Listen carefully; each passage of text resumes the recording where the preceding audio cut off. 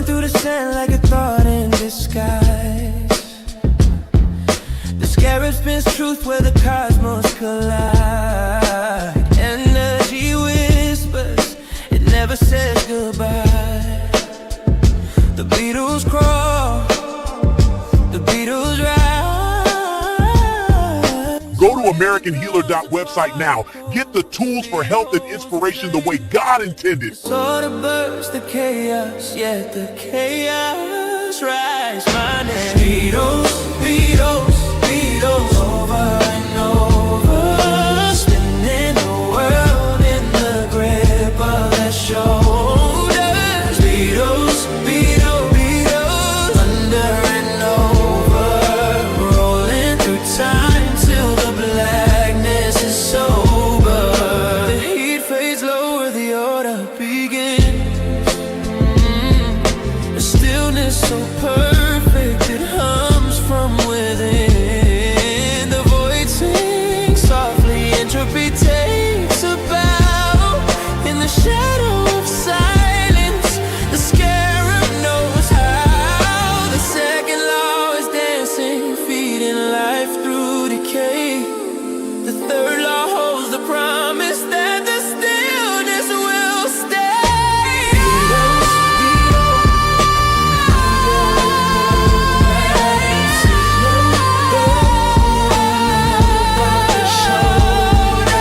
Beatles, Beatles, Beatles, under and over, rolling through time till the blackness is sober.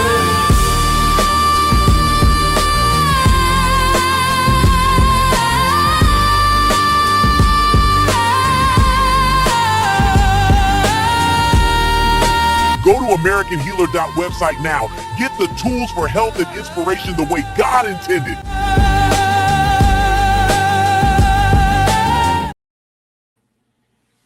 That is crazy. They done knocked us all the way out the mother 11 algorithm. Hey, yo. Oh, man. Kev, what we gonna do, man? Kev, we gotta build this thing up. Kev, what we gonna do, Kev?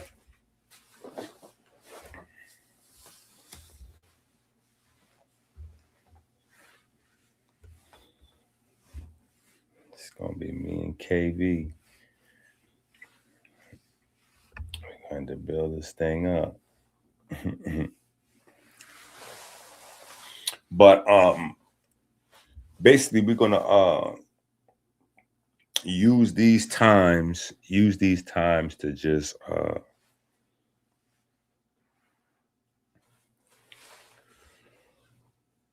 work on the new book series. And people just catch playbacks or whatever the case may be. But we'll work on the new book series and getting out getting everybody up to speed, because I guess questions are grown. We are somewhere around book 20 something or other, right? Book 20 something or other.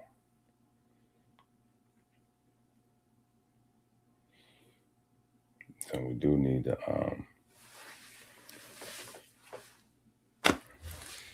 and that's not even really counting that's not even counting the main textbook. So that's what we definitely need to focus on.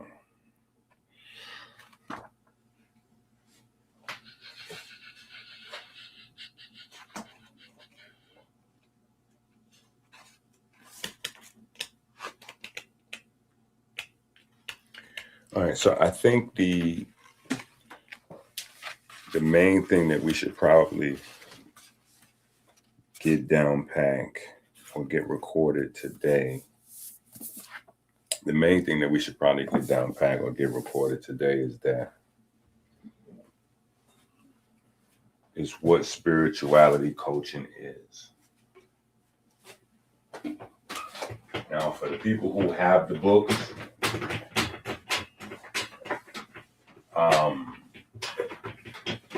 right, people are in various stages of learning, right? People are in various stages of learning.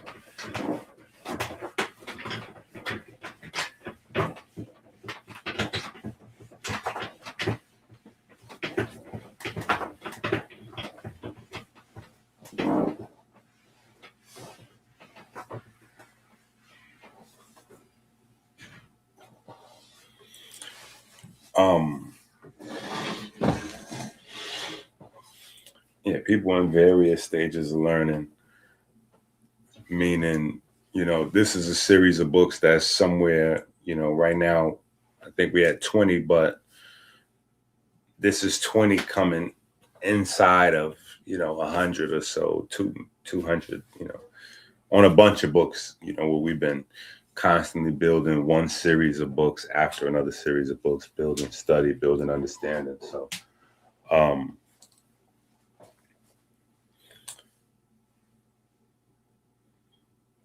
I'm sure the title and the concept, people taking that,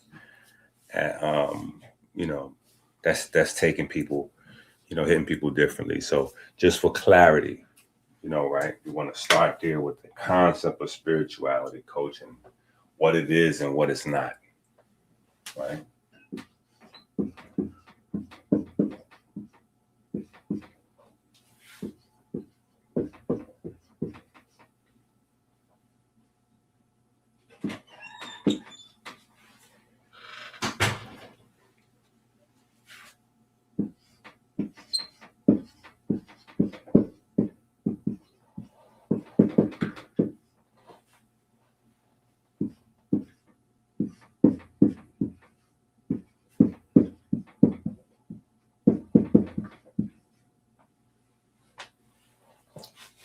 Right?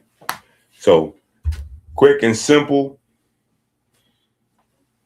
for everything that we are doing, teaching, promoting, building, spirituality is respiration, inspiration, right? Respiration or inspiration, respiration and inspiration,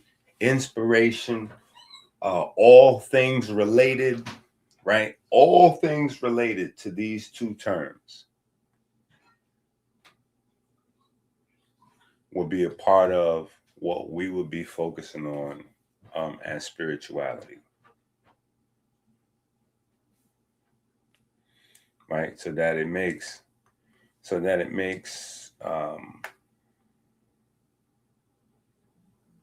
makes sense what it is that we're trying to do, right? So that it makes sense what it is that we're trying to do, right? For people on the outside in, or maybe people who are confused, they don't know where to start. What should they be looking forward to? Blah, blah, blah, blah, blah, right? This is where everything is focused, right? And even when we have the conversation of theology versus science, it's going to center around this nexus point here. This is the nexus point. Theology versus science, particularly biochemistry and biology, or the living sciences, right? And, some of the more ancient concepts and theological approaches to reach the same end. Or if that's not even somebody's understanding, right? We may have to have those conversations as well, which we've been having. But again, right? We're all in different spaces with it, where we at. So this is our core concept. This is where we're starting at. This is what we're building around. So when it comes to exercising is obviously going to accentuate one or both of these, right? When it comes to the diet, now your diet can accentuate or it can, it can take away from, your ability to breathe, right? Your ability to breathe, right? Let me go back to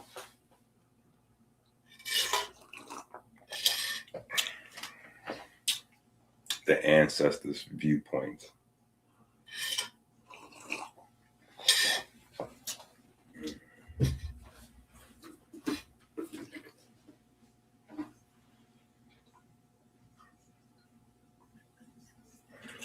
Last little bit of pomegranate juice. Throw that up in there. Throw that last little bit of pomegranate juice up in there.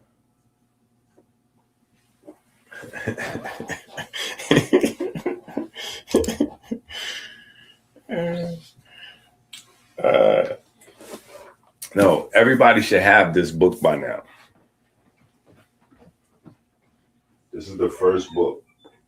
This is the textbook. This is where we left off after Kemetic meteorology. This is where we left off.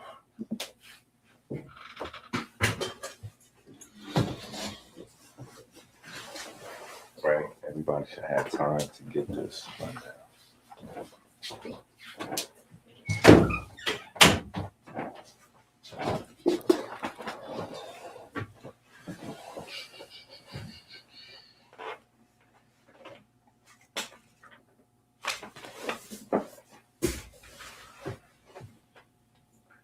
Let me pull it up.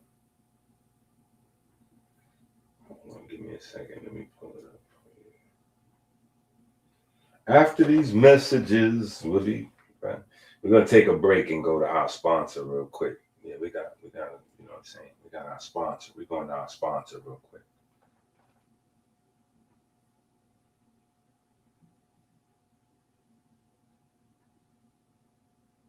We gained exclusive access to a club for... You're one sentence away from...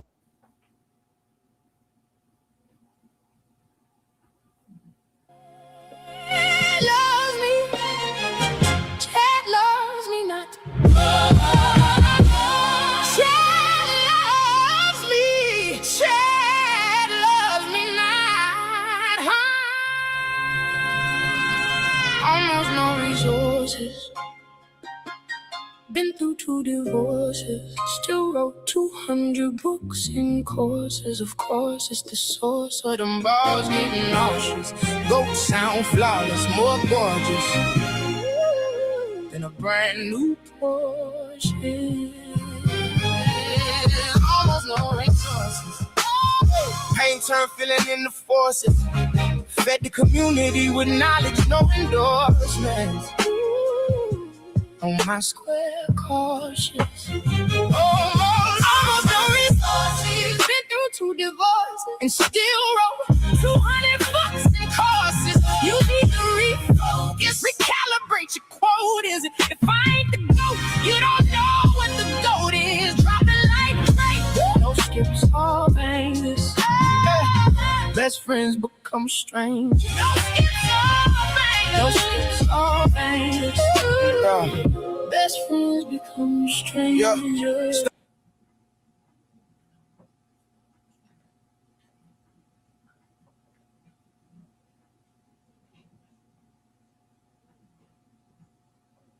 Okay, this is a big book, so I don't actually have the whole book. I don't have the whole book queued up, like where I can pull it up and hit the share. Nasty work, I know.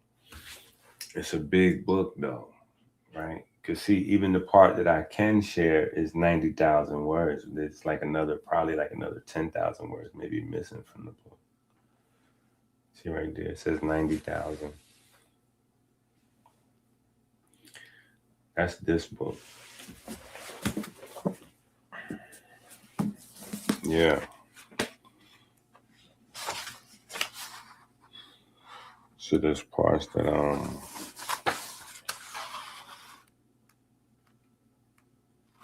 here that I can find directly in the book.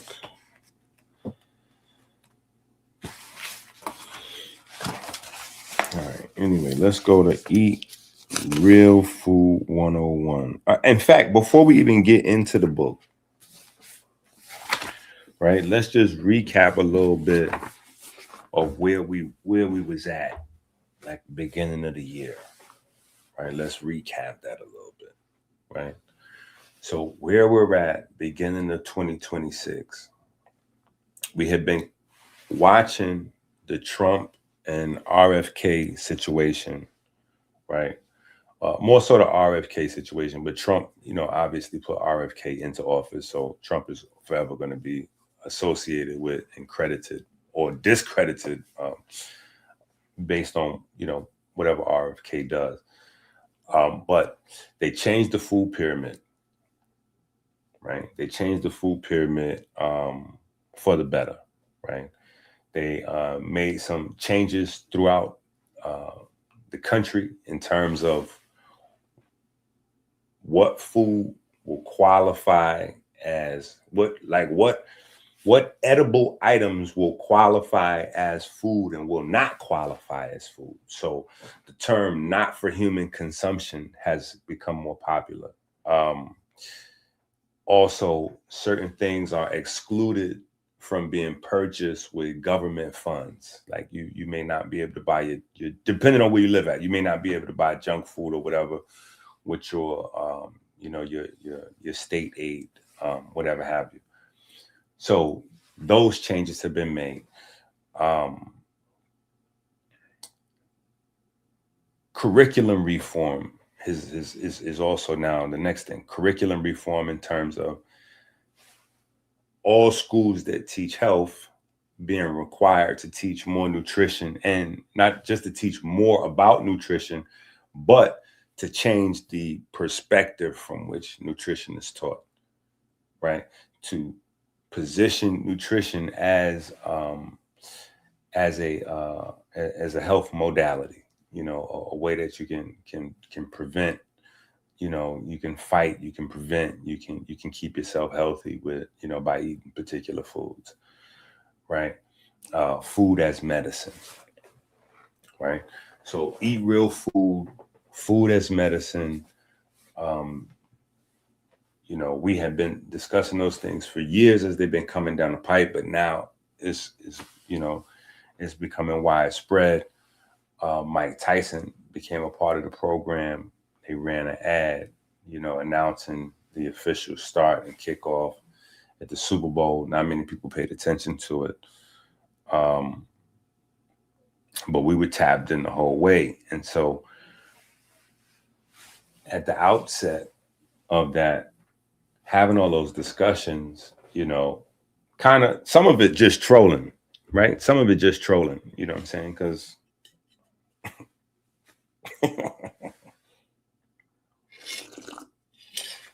why not? Right? Some of it just pure trolling, right? Because I'm down with RFK, you know what I'm saying? So it's always good.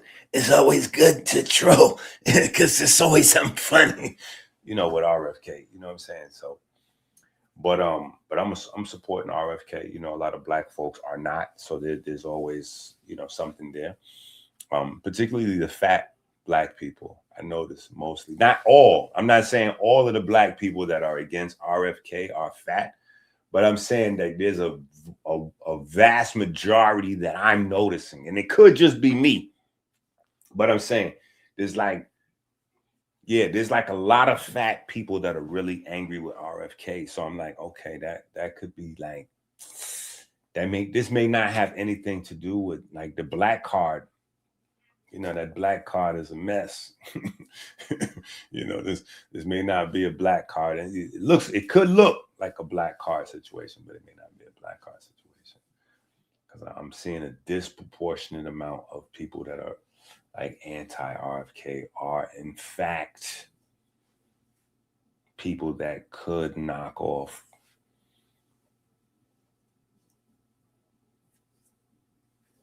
a few calories here and there. That's all I'm going to say. I'm going to leave it that way, because I do love everybody, and as a person battling his own weight issues,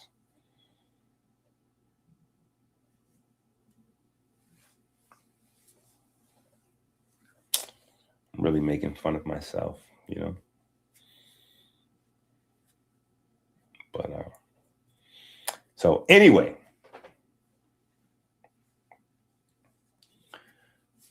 this is all going on beginning of the year, and so a lot of questions, you know, are starting to come in terms of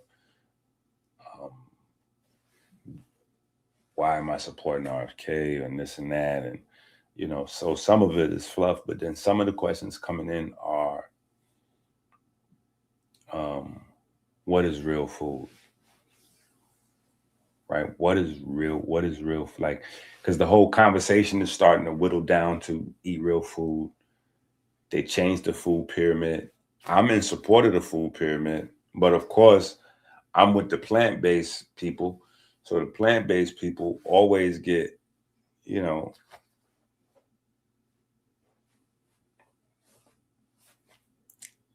cranky with me. You know what I'm saying? They always get cranky with me because, you know, I'm not vegan to save the animals. I'm just saying. So, you know, that I don't necessarily share the same POV as everyone else, but they had animal products on the new food pyramid. So it's like, oh, so you saying you promoting, you know, red meat and woo woo. And like, no, I'm not. I'm just saying this new pyramid is better than the old pyramid and raises some questions, which is always good to get people to have the conversation, to get people to go down the rabbit hole, to get people to even compare the old pyramid to the new pyramid, maybe even to get more curious and try to figure out who had something to do with creating the first pyramid, why they created it. Richard Nixon, Biden, boom, boom, boom, boom, sugar business, fat business, salt business, you know, figuring all that out. So anything that gets a person curious to wanting to have those conversations, and if you're asking me, it's a great, you know, it's good. So for those reasons, you know, of course, I like the improvement on the food pyramid. It's an improvement. It's not perfect. It's an improvement, right?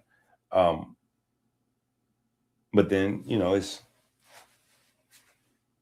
do the studies, you know, do the knowledge. So very similar to how Eat Right for Your Haplotype kind of evolved. I mean, it took more time, but in a very short time, it kind of evolved in the same way. So we wanted to kind of get that narrowed down. Really, that was the main question and topic of the book, is what real food is, right? And obviously,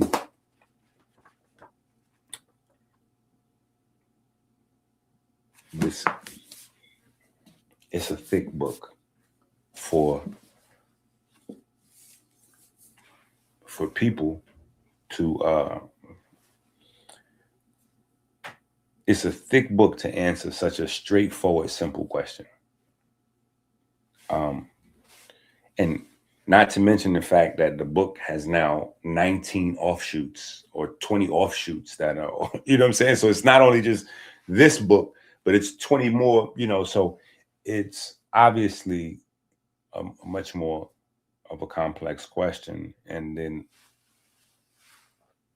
we have respiration, right? The breath, could for some people seem, you know, like its own thing, right? So then you have that part, which comes in.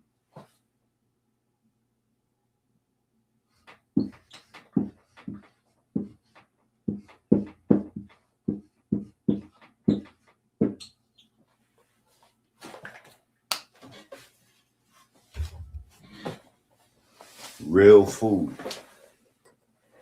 right? So check this out. I want y'all to pay attention to this because this is where the information is. And for some of you, you're going to realize at this point that you learning some stuff, and some of you are going to realize, oh man, I don't know as much as I think I know, so I need to, you know what I'm saying? So either way, this will be good for you, right? Now, as you look here, right?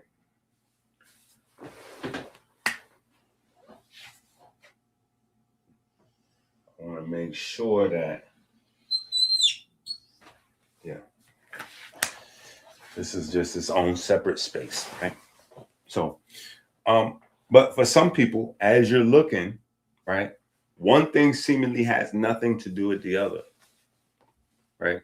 Especially in the spiritual sense, right? Because some people get the spirituality, right? Genesis chapter 2, verse 7, or back in the fertility clinics of Kemet on the walls, where they had the potter making the baby, and the commando giving the breath of life with the ankh, right? So a vast majority of spiritual systems, the breath initiates everything from God to the new life, whatever. Boom, cool. Food. Interesting caveat, right? Because the trick thing about food is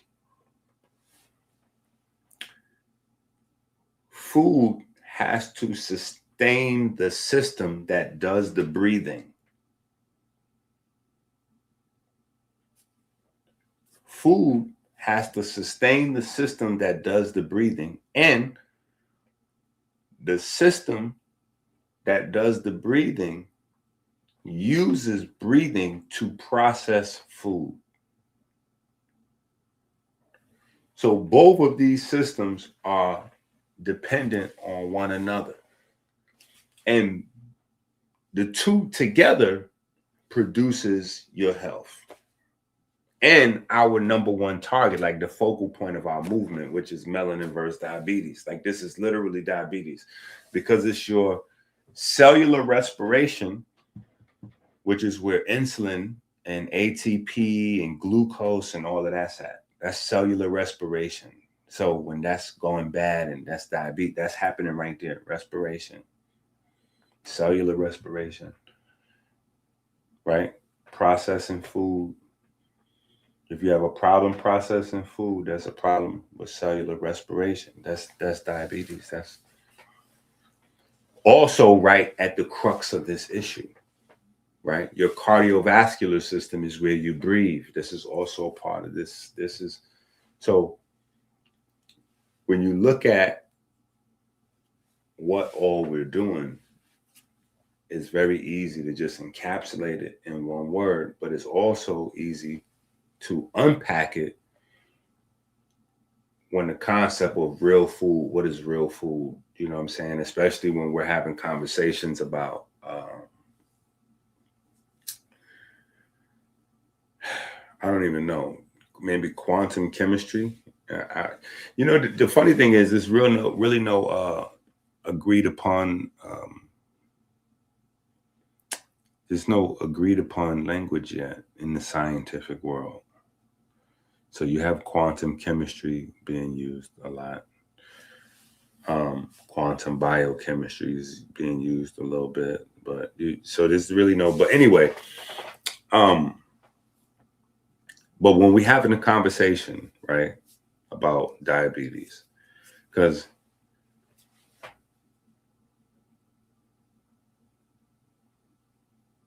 it'd be easy for me to over scientify. I just made that right up. Yeah. But it'd be easy for me to over scientify.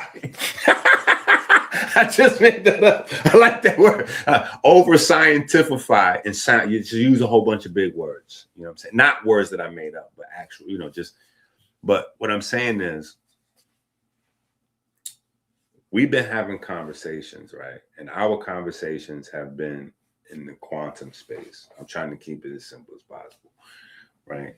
Because we've been talking about energy production.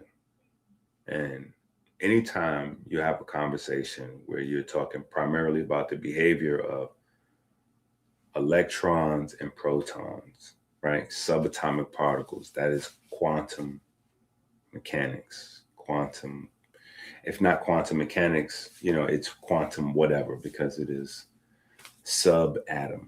So it is not physics. You're talking about subatomic particle behavior that's in some aspect of, quantum something, quantum science, right? So whether you want to call it quantum biochemistry, right? Because you're talking about biochemistry. So quantum biochemistry, or whatever the case may be, but that's what you're talking about. That's what the subject matter is, right? And so anytime you're talking about taking glucose, which is a part of your normal process of cellular respiration, breaking down glucose to hydrogen, breaking down hydrogen into electrons and protons for the electron transport chain to do its thing, and recycling ATP, that's quantum science, right? So we've already been in a quantum place. That's the whole purpose of me saying all this, because we've already been discussing food from this perspective. So I'm just kind of giving you background to how we get so deep into the book series, to where we come out on the other end with our own code and this whole, this whole thing that's happened. So when the questions is adding up about what is real food, mind you, it's coming from that perspective. Like, what is real food? If we talking in the quantum space, and we've already had all of these conversations, the rest of the country is kind of like way behind. They just like, oh, there's yellow dye in the nowalators, like they, what I'm saying, which is good, but that's not, what I'm saying. So our folks, they like, yo, what's real? What's the concept of real food, right? So we're going through,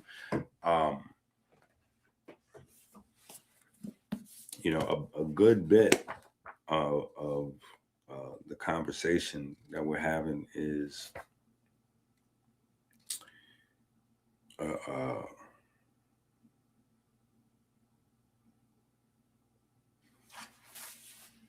not going to say quantum, but a lot of it is in out of the quantum space, because that is what biochemistry is.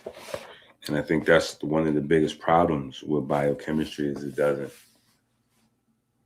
just embrace that reality that it's you're in and out of the quantum space now. Like, that's Newton is not the primary driver. This is the laws of physics is not the primary. It's the back end now. The laws of physics is a reflection of what's going on in the quantum, right? So now the quantum has to take the primary seat. Diabetes being one of the primary drivers of pharmaceutical profit, though, that could be a conflict of interest, solving the diabetes problem. But solving the diabetes problem is a quantum problem, right?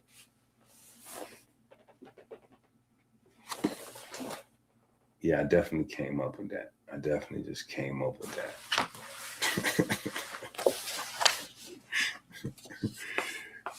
Shout out to the family, though. Yeah.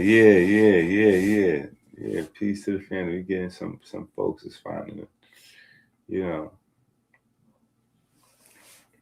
I got the music note next to my name, so they done reclassified my my algorithm, I guess. They done reclassified my algorithm, right? To music. But and the funny thing is, to go into the music thing for a second, to go into the music conversation for a second. The funny thing is with that,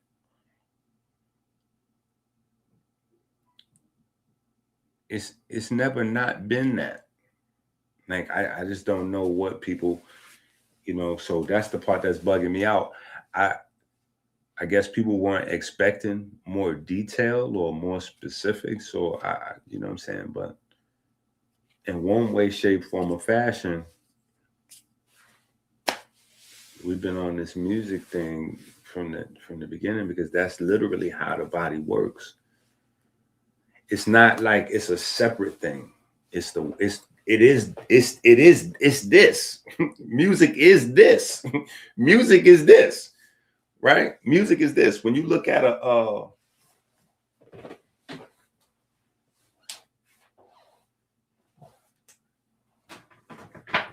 look at this. This is the, like, if this don't explain to you the musical nature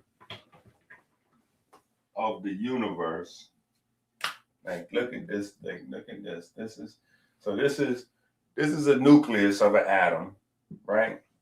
This is a valence, and this is a valence, right? So now, what happens is a photon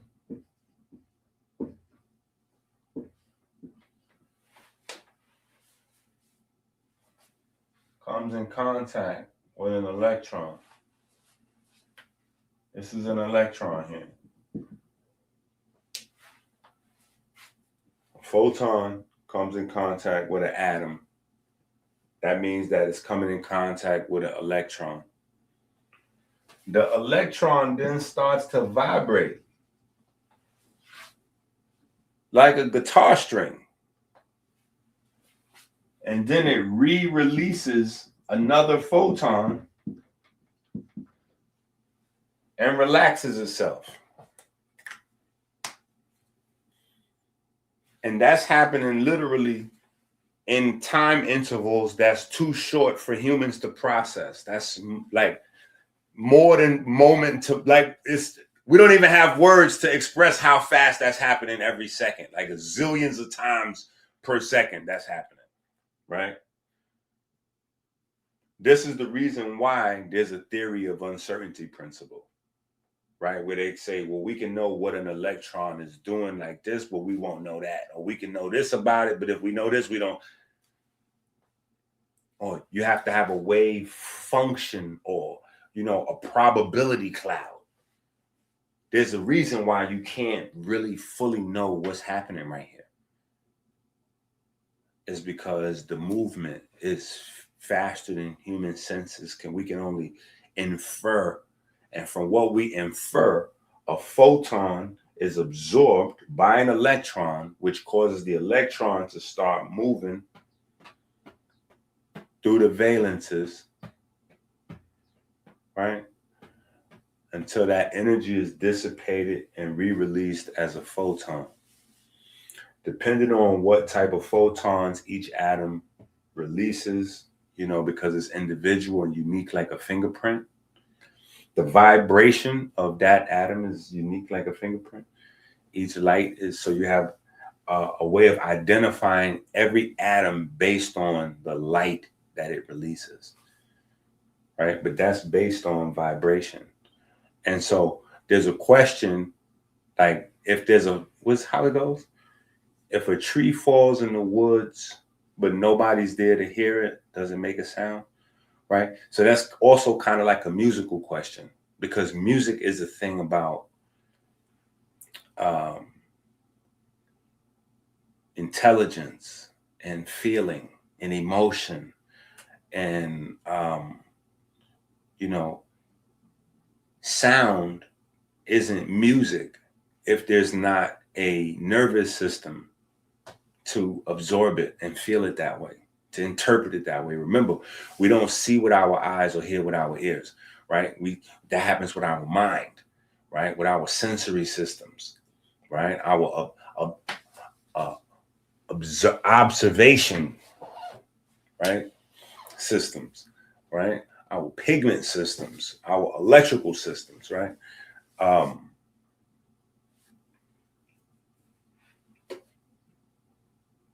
That becomes a question in and of itself. So, you know, if the tree is there and there's not an ear to hear it, is there a sound? Is very much the same as if there's a bunch of sound going on. If there's a bunch of sound going on, but we can't hear it, is it music? Right?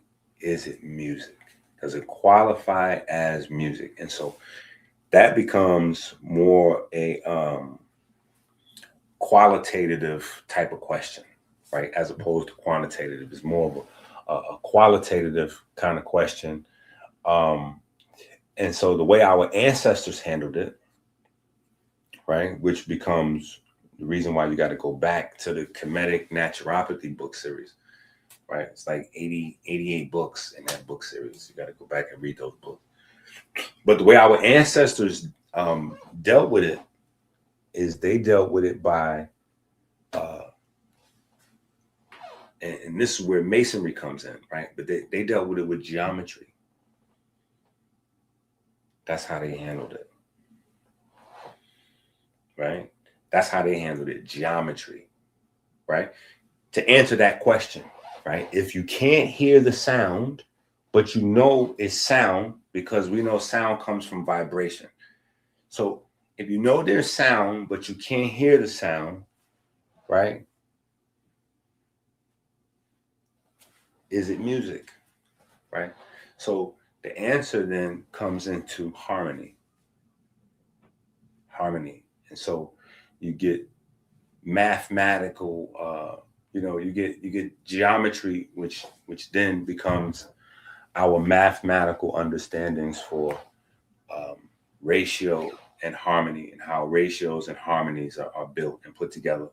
So now we can mathematically infer harmony, right, to a greater or lesser extent.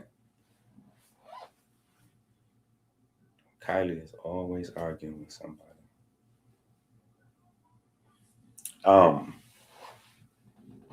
But we can infer I'm saying harmony. My twins arguing. We can infer harmony from math, right?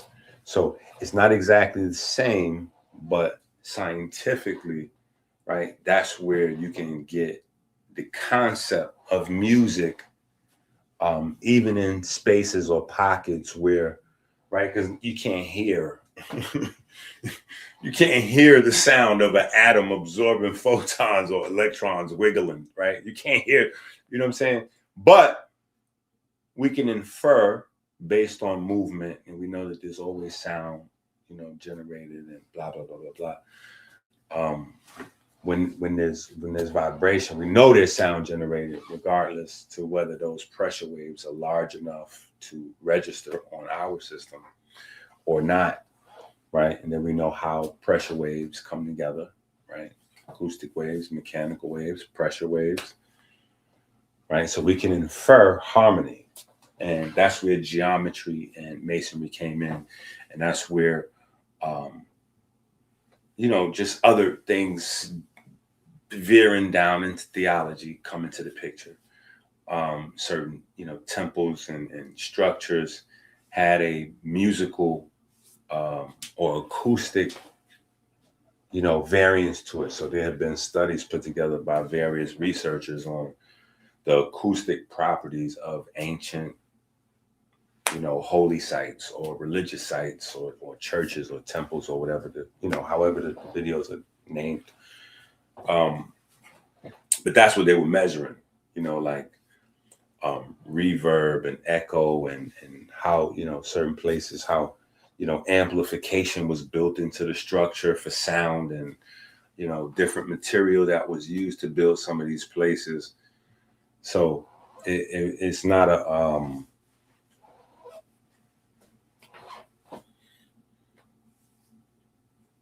it's only the people that don't know any better that would separate these things. This is where we got to get deeper into the conversation of technology coming as a part of the story of music, right? Technology, electronics, right? But so anyway,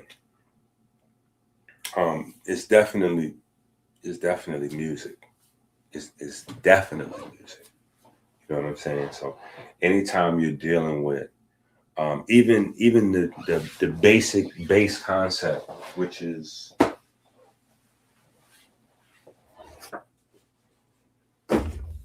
what did I do with?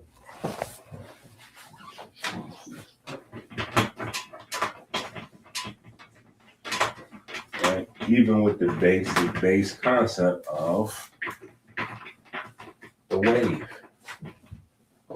right? Even the wave is a part of the conversation, right? Even the wave itself is a part of the conversation.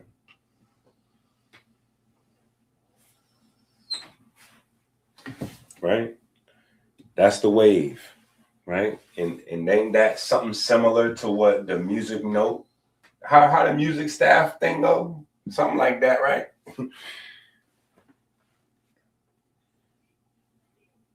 Ain't that also the same, like half of the medical staff, the caduceus, all that, right? That's, you know what I'm saying? Yeah. So, but science-wise, without going, drawing all outside the lines, we just hear 180 degrees, 360, right? So the same as a circle or a square is 360 degrees. So is the wave, right?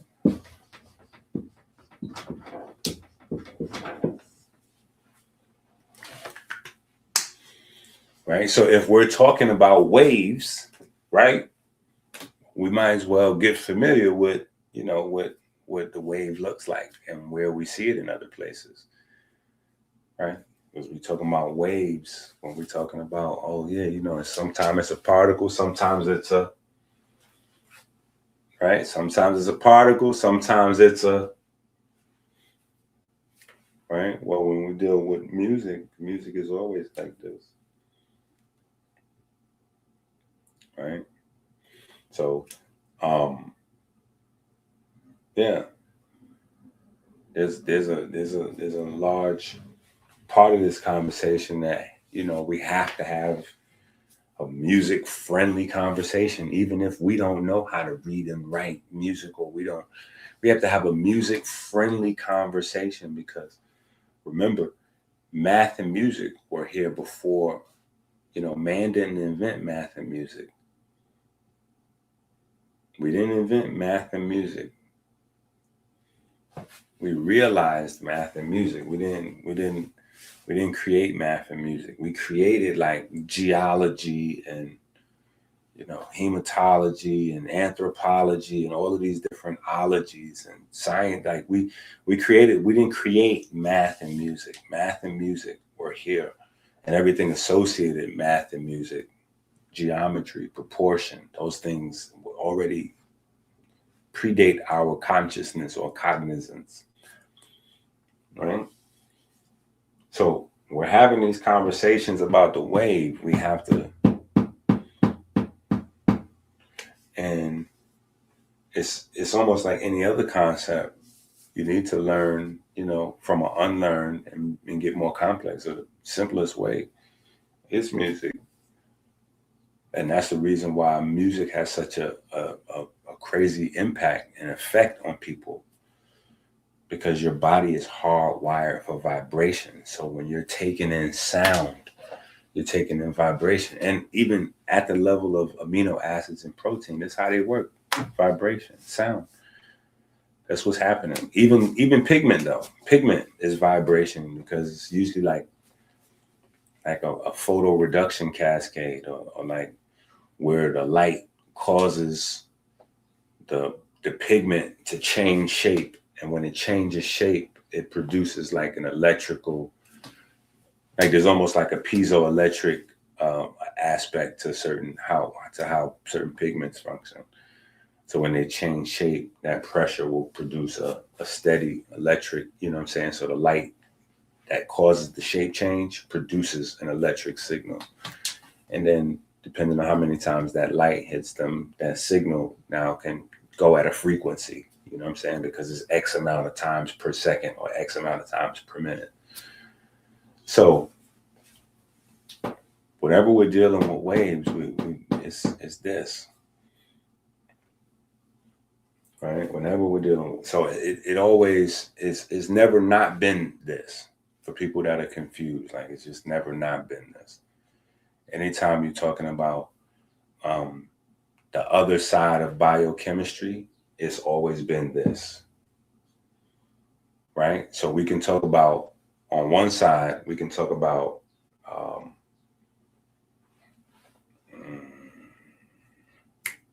blood.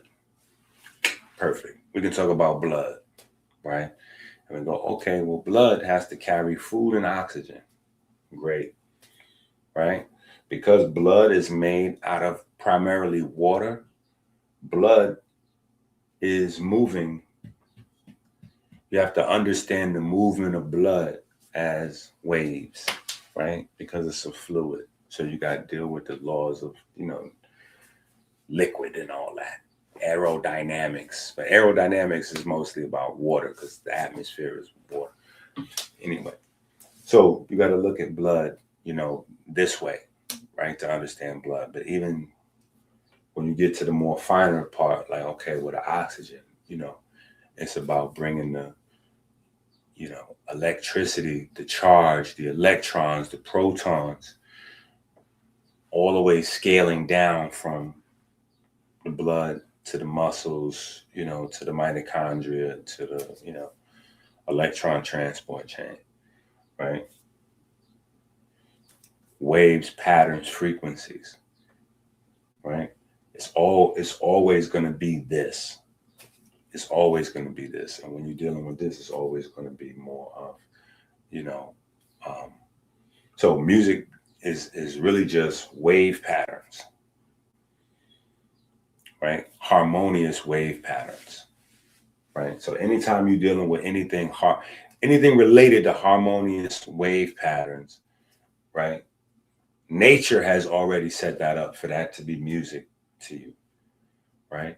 Harmonious wave patterns. The reason why we even have a sense of music is because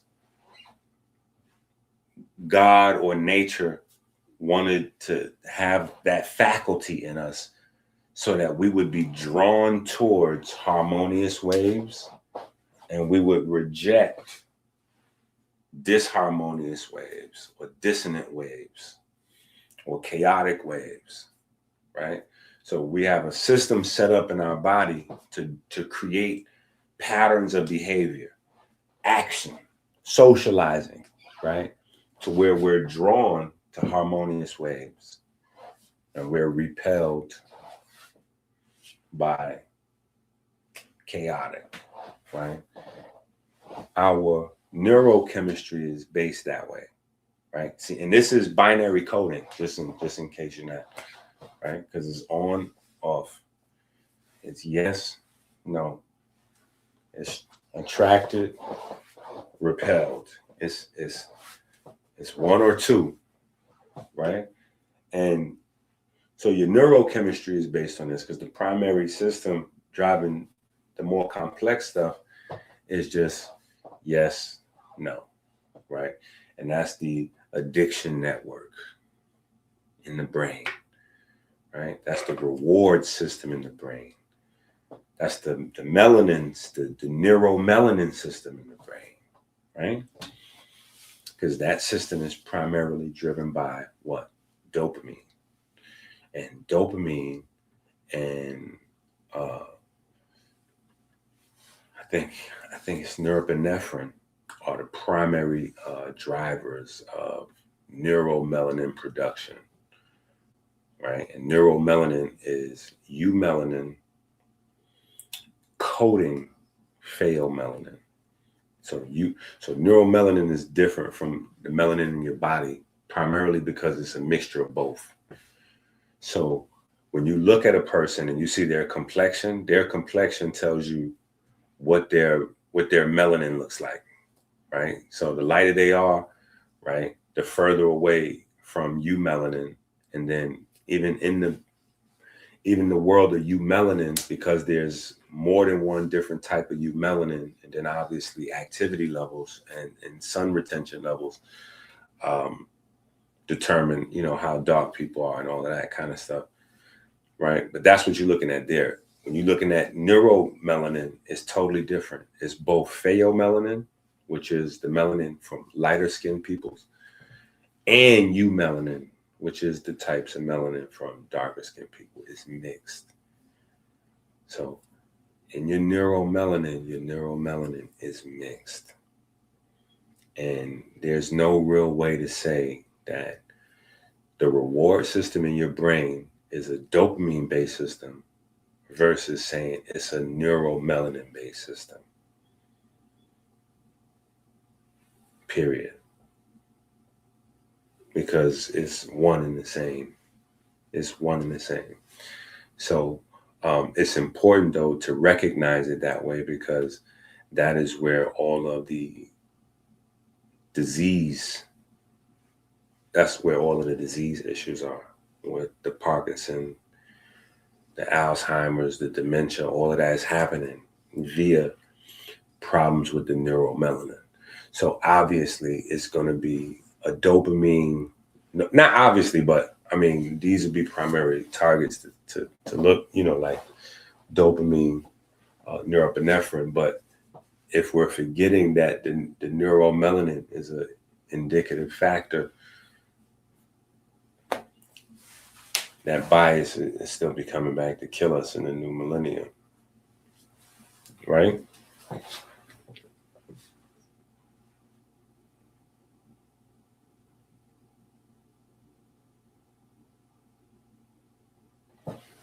Oh, that's crazy.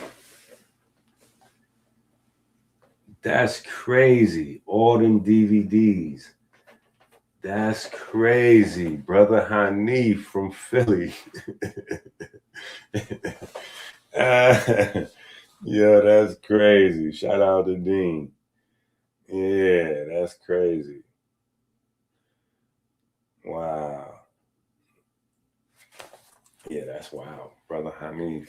That's crazy. History. So anyway, but it all goes back to understanding music, and this brings us back to Kheper and the Kamenu, right? Kheper and the Kamenu. Kheper is the one that emerged from the Kamenu, but the science, and so we kind of go backwards, right? We just working backwards. We're gonna get back to the book in a second, though, but I just want to kind of throw some ideas out there to get some outside the box, though. Outside the box. This is all outside the box. These are all, thought-provoking prods, right?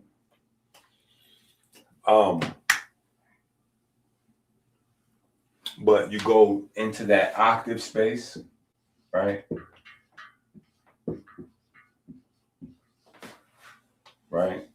And you get into this octave space, right? And this is where all of music theory is hidden, right? Not hidden. This is where all of music theory is. Let me not over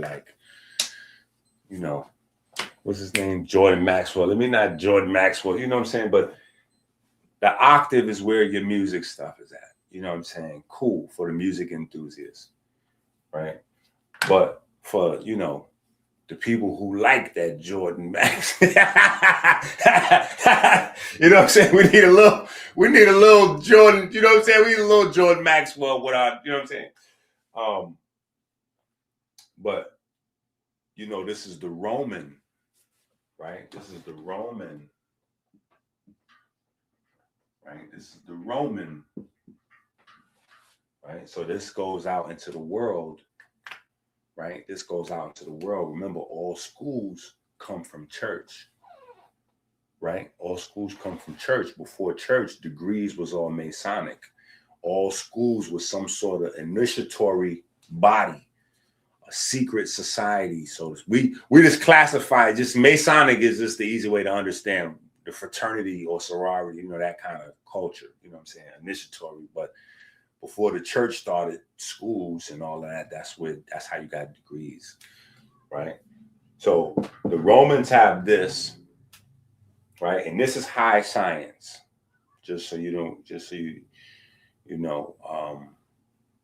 assuming that we have people that just, like I said, just tuning in for the first time. Shout out to Hanif.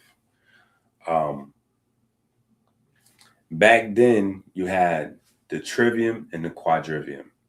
The trivium was elementary school, right? That's where you went through first. And if you didn't pass through there or pass with flying colors through the trivium, you never got to the quadrivium, right? But the trivium was grammar, rhetoric, and logic. So basically learning how to read, write, count, and think, and just talk and just, go back and forth. That's elementary school. That's grammar school, right? Grammar school. The concept still stuck till today.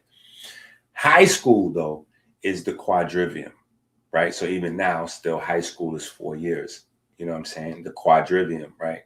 And that's where the higher science is. So if you qualify from the trivium, you had good studies, now you can learn the higher sciences. And the higher sciences is arithmetic,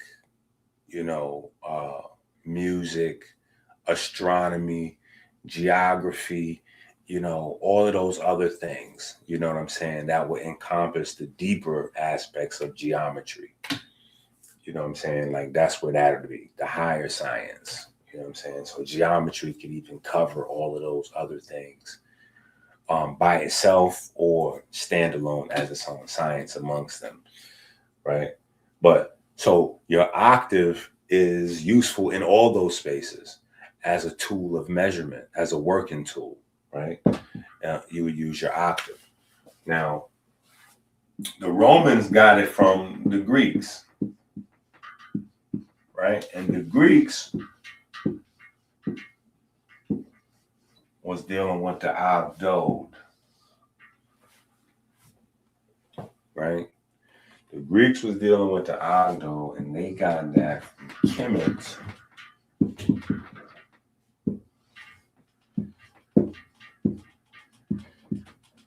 which is the Kemenu, right? Which makes no sense if the Kemenu is like 8 magical people, right? But if you understand the concept that these are representing forces or relationships, ratios between forces, then it makes a lot more sense, right? Then it makes a lot more sense. And obviously not having the capacity to understand, you ridicule, you know what I'm saying? That's just human nature, right? So the deeper concepts here kind of get buried. This, though, is refined over and over until we get, all of our understanding of technology today. It comes out of this, right? It comes out of this because we have to understand ratio and waves and frequency, which all come from here. Before you can get into understanding electromagnetic anything. There's no electromagnetic nothing. There's no radio waves. None of that. There's no science of any of that without the basic understanding of how waves and octaves and ratio and frequency, all of those things are a part of music. So when you're having a conversation about vibes and frequency and all that, that's a music conversation that has a theological root, origin, that comes from theology, that has made its way over into science. It's made its way over into science by refining theological concepts.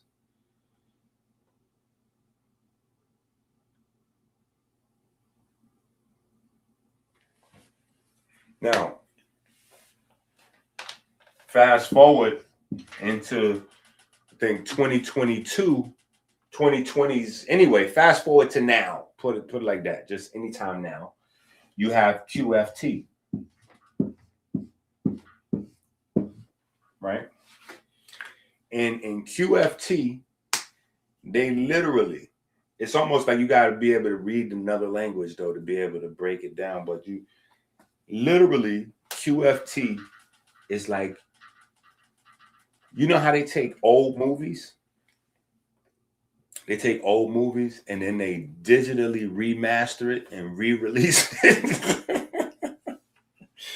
Quantum field theory is like a digitally remastered version of the Kheper, of the story, the legend, the lore, the mnemonic devices of the Kheper, right? The whole concept of the eight and the primordial, you know, and the vibration and the pre atom, you know, the pre-atom energy, and you know, the pre-beginning. You know what I'm saying? The all of those things absolutely match quantum field theory and what the stories of the Kheper are. These, though, are the same stories, because remember, this is where we're getting what we've refined this into. So as we refine our understanding of musical relationships and sound and vibration and frequency into understanding radio waves, and you know, now we have Wi-Fi and all this and all that, cell phones and all that. On the back end, those things are what? Subatomic particle, blah, blah, blah, blah, blah. That's what the quantum field theory is. That's the part that we left out on the back end. So all of this is about vibration, right? That's why you can convert mechanical waves into electromagnetic waves and electromagnetic waves back into mechanical waves. You're doing that through vibration. You're doing that through movement. You're doing that through movement, which is why we have such dynamic tissues like the nerve tissues and the nerve cells and the pigment cells. That's why we have those, literally like transformers, right? So it's never been separate, right? It's never been separate. So the whole concept, you know, and it couldn't be made more clearer, because we do have books with God is Music on the cover of the book. Not inside. Forget about how many books we got it inside the book. like we have books with God is Music on the cover of the book. Just saying. Just to clarify. I don't know where y'all thought y'all was at. I don't know where y'all thought y'all was at. Just want to clarify.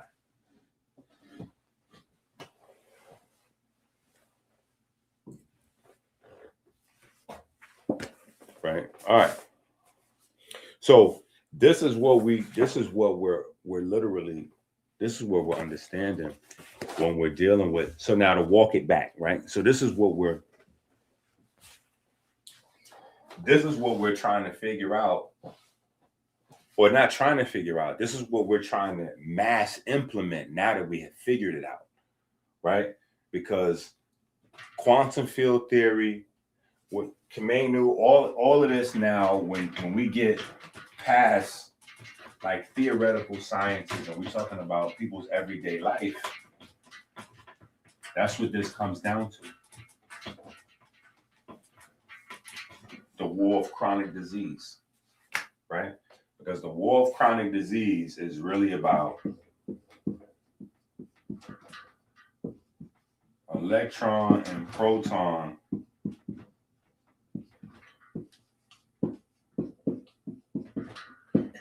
wave patterns.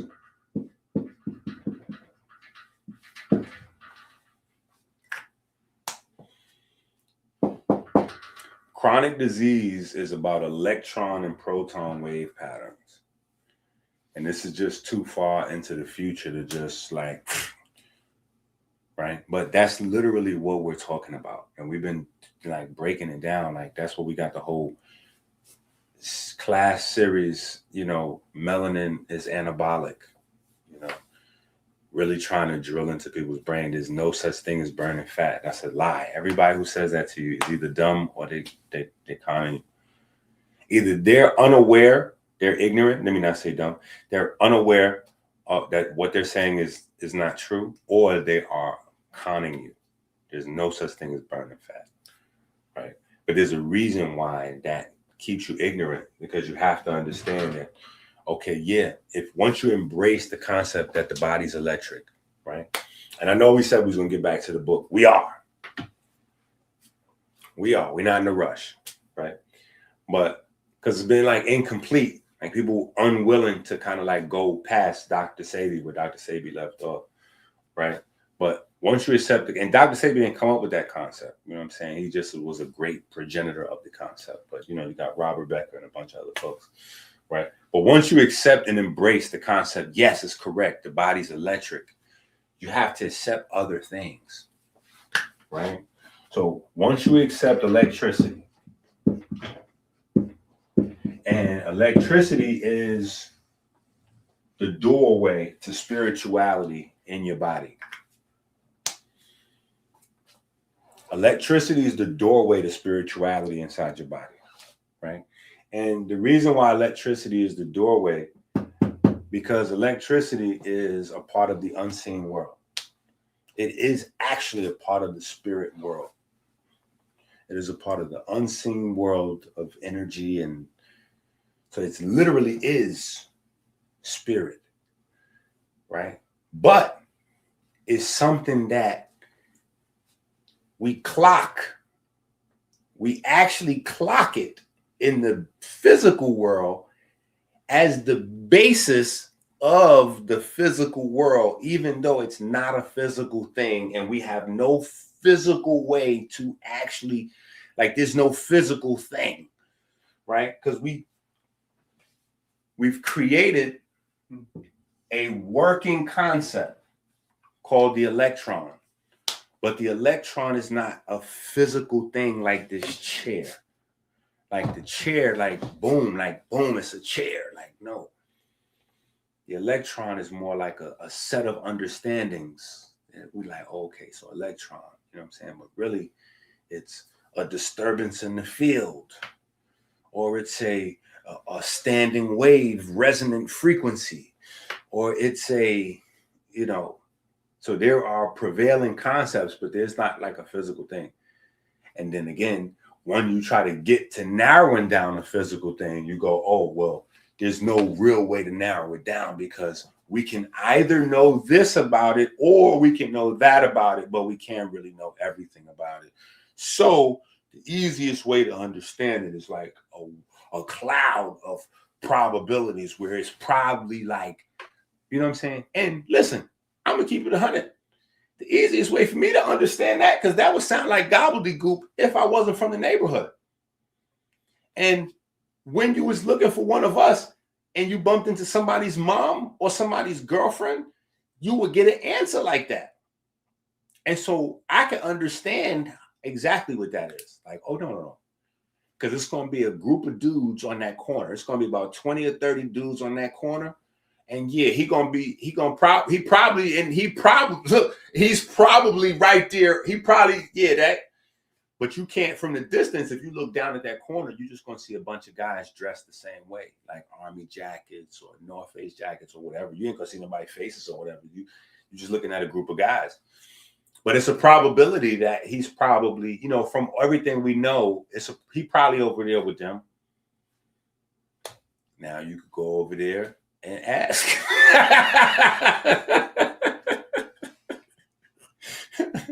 That may or may not work out, you know. You can go over there and ask, and you know, you might find the person you're looking for in that group of guys. Or he might be somewhere else, right? But you can't know. You can't know, you know what I'm saying? And so that means we really don't like know what an electron really is. It's just we've gotten some concrete concepts about it, and so we've locked in an understanding of it, and boom, right? But really, we're dealing with wave patterns, right? That's the most concrete thing we can understand about subatomic particles, is that we can't understand them as particles. We can only fully understand them as wave patterns, right? And so we have electricity, and then electricity gives us light. And on the other side, magnetism. right?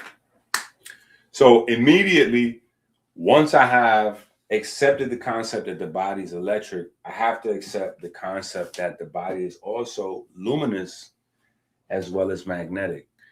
Now, way back in the early 2000s, when I was telling people the same thing, everybody thought I was crazy. In 2017, I got a lovely, lovely piece of evidence that I have been using to dagger people down, right?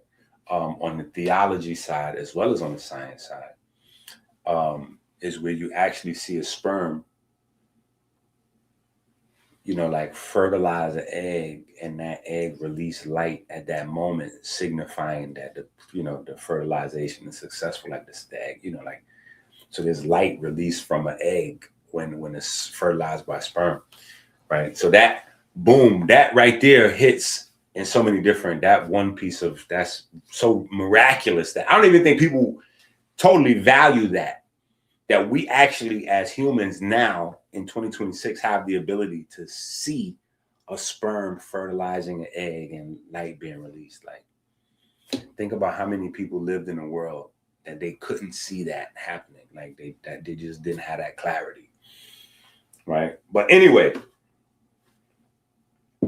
2017 got that little piece of evidence, and then 2025, right? 2025, scientists put out the first publicly accepted paper, or academia accepted, stamped, whatever paper, that cells create and sustain light patterns. And when the cell dies, like it's marked by the loss of the light that the cell creates. So 2017, 2025, we get confirmation. 2025, that was it. So we get confirmation of life and death by light in the cell. That's grand opening, grand closing here, right? And even if we didn't know about electricity or magnetism being in the tissue, but we discover light in the tissue, we know that if light's being produced in the tissue, that's only because magnetism and electricity are in the tissue.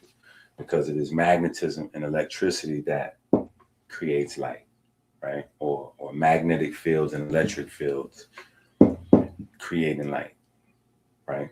So we can only understand light in terms of wave patterns, magnetic field, wave patterns, right? So all of these things are wave patterns, right? And when we just group that, like our ancestors, that's just harmony, right? So in your body, that's health. In your body, that's health. And everything is moving together the way it's supposed to be. You know what I'm saying? When it's not, that's when you get inflammation. Right? So it's kind of always been, you know what I'm saying? It's kind of always been one and the same. But when we're learning something, right, there's multiple levels to learning something, right? But a problem is that we forget about what it is. Like, we forget about the levels. And so this goes back to the blood thing that I was saying earlier before I went down the rabbit hole. You know how I do, right?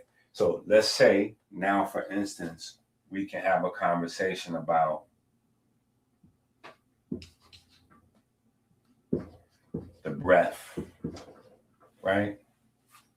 Or we can go blood, right? Or we can go iron, right? Or we can go iron, right? And we still kind of in the same pocket, right? That's the thing to remember, right?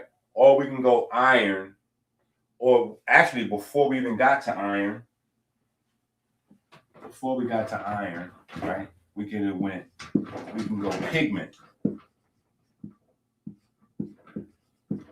right? We can go pigment, then we can go iron, right? And then from iron, we can go magnetism, right? From iron, we can go magnetism, right? And at any point, we can still be talking about the same process, right? We can be talking about the same process. We could be talking about diabetes, and we could be talking about the breath. We could be talking about diabetes and talking about how breathing impacts diabetes, right? And we can impact diabetes from a variety of standpoints, like this, for instance. Somebody can say, okay, how does the breath impact diabetes? You can go, okay, well, it's oxygen that metabolizes fat. So now you can say every single aspect of diabetes that will be impacted by obesity or fat metabolism or being overweight falls under a conversation about breath, which is one of the reasons why exercise, which is why we go through the books, we have metabolic disease training, which is one of the reasons why exercise is so efficient across so many different chronic disease metrics, because on the basic level, exercise increases how fast you're breathing, right? So it speeds up the breath, and then also it increases your VO2 max, your efficiency at how you use oxygen, right? Because your tissues are now becoming starved for it, right? Your tissues are now becoming starved for it. So there's a wide variety of conversations we can have on breath and diabetes, right? And that's from a top end standpoint, right? That's nose, lungs, blood, right? We can also take that conversation of the breath and go into mitochondria, right? Because we know every glucose has to be broke down with what, right? That carbon has to become carbon dioxide. So you have to have breath. Your respiration rate has to match the speed that you're breaking food down, right? If you're breaking food down faster than you can produce carbon dioxide, now you hypoxia, hypocapnia, or even just lactic acid, like you're getting super fatigued really fast, right? Breath, right? Blood. Now we know what the breath is carried in the blood, but we can have a conversation about blood and forget about all those things that we just talked about, even though it should be carried into the blood conversation. You get what I'm saying? If we're having a blood conversation, right? And what would a blood conversation? Maybe we talking about anemia. No, not anemia, because then anemia bringing other parts. So a blood conversation.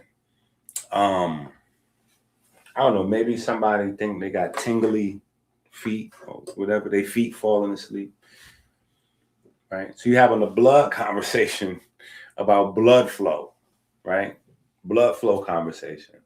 And y'all are talking about blood flowing to the different areas of the body, right? Now, you can have a wide variety of conversations on blood flow. You can even then have those same conversations on blood flow and diabetes. I keep pointing right here to diabetes because it's already right here in my mind, but I didn't write it there yet. Right? Versus. Right? So you can do blood flow versus diabetes, and you can have a whole bunch of conversations just on that. But what you got to remember is the blood flow is controlling all of these other aspects. So where there is blood flow, you have good oxygen getting to the tissues, blah, blah, blah. So you have good cleaning and all this other good function. Where there's not, now you have hypocapnia and all the other things that we talked about during the breath happening because of blood flow, right? Now we can go down another level where maybe because of a dietary thing or genetic inheritance, genomics, right? We get into functional genomics. Your body's not forming pigments well. Something's up with your bile. Something's up with your what's a little thing that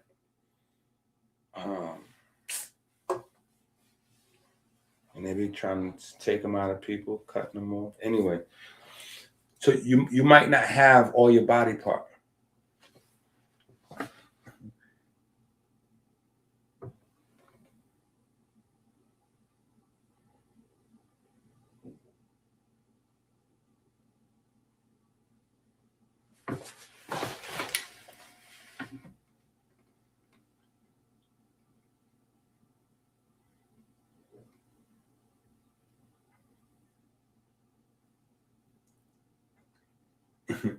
Yo, I don't know who blocked you. I don't know who blocked you or what you did in the chat. You know what I'm saying? But you must have said something crazy in there. Yeah, you must have said something crazy there. I don't know what happened. Right. But yeah, so the gallbladder, right? Gallbladder. Gallbladder, genetics, diet, hydration levels, chronic disease, all those things can impact how your body is building your pigments, right? Or even diabetes itself, right? Because glycation, right? Pigment performance, right? So you can have a problem with pigment forming or performing, forming or performing, right? And that's a wide variety of conversations. But if the pigment is performing or not performing, it doesn't matter where the blood flow goes, right? So you can have good blood flow, but if the pigment's not right, it's not going to be able to hold on to oxygen to oxygenate the tissue and blah, blah, blah, blah, blah, blah, blah. So this is another level of the same area in the body, right?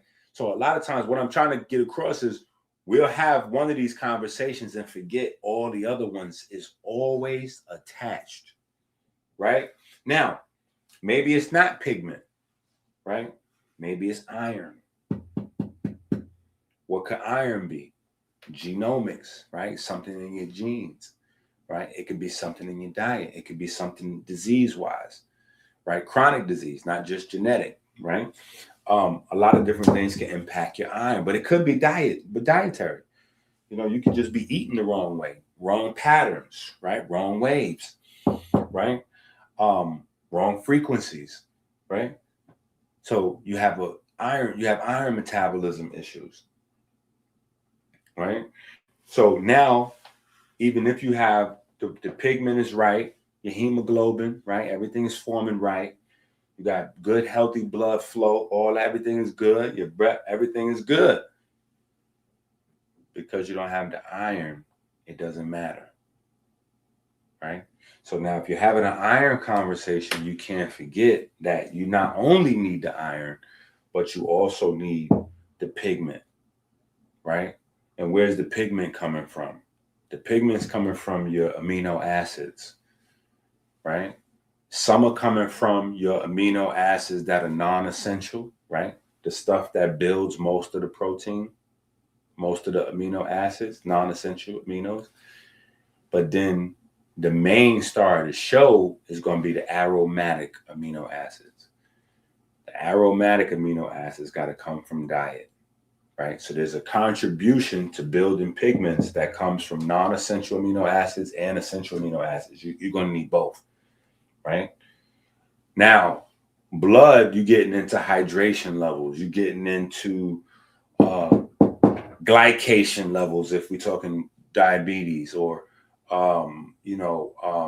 just other things that impact or impede the flow of blood, right? And the viscosity of blood.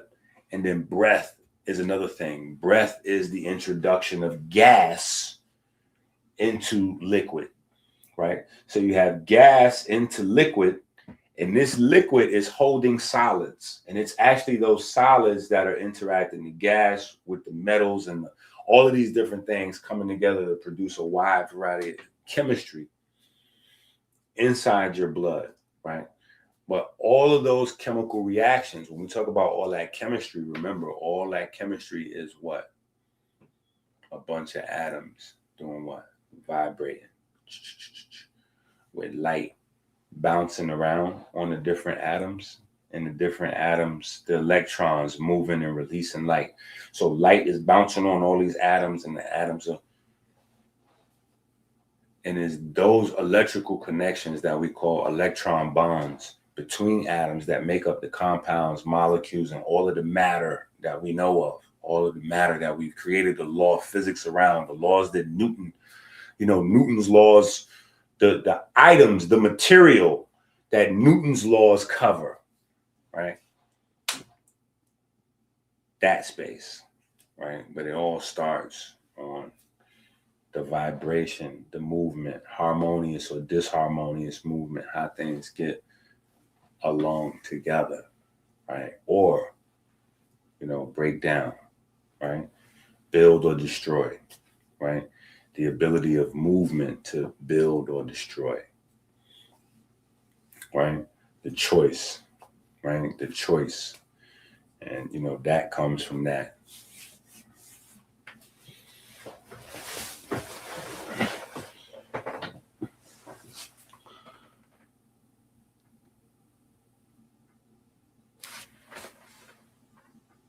Okay, hold on. We're gonna get back into the book. Hold on, man. We're gonna get into the book, but we gotta take a break, man. We gotta have a word from our sponsors.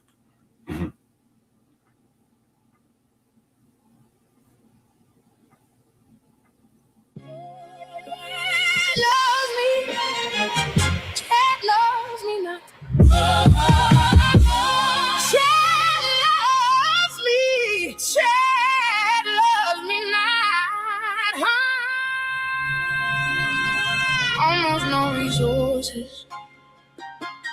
Been through 2 divorces. Still wrote 200 books and courses. Of course, it's the source of them balls getting nauseous. Goats sound flawless, more gorgeous than a brand new Porsche. Almost no resources. Pain turn feeling in the forest.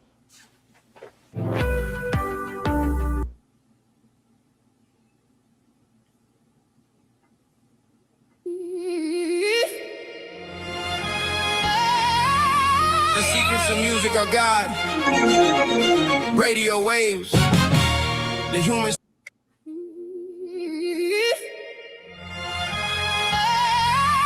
The secrets of music are God. Radio waves. The human spine absorbing FM waves and all that.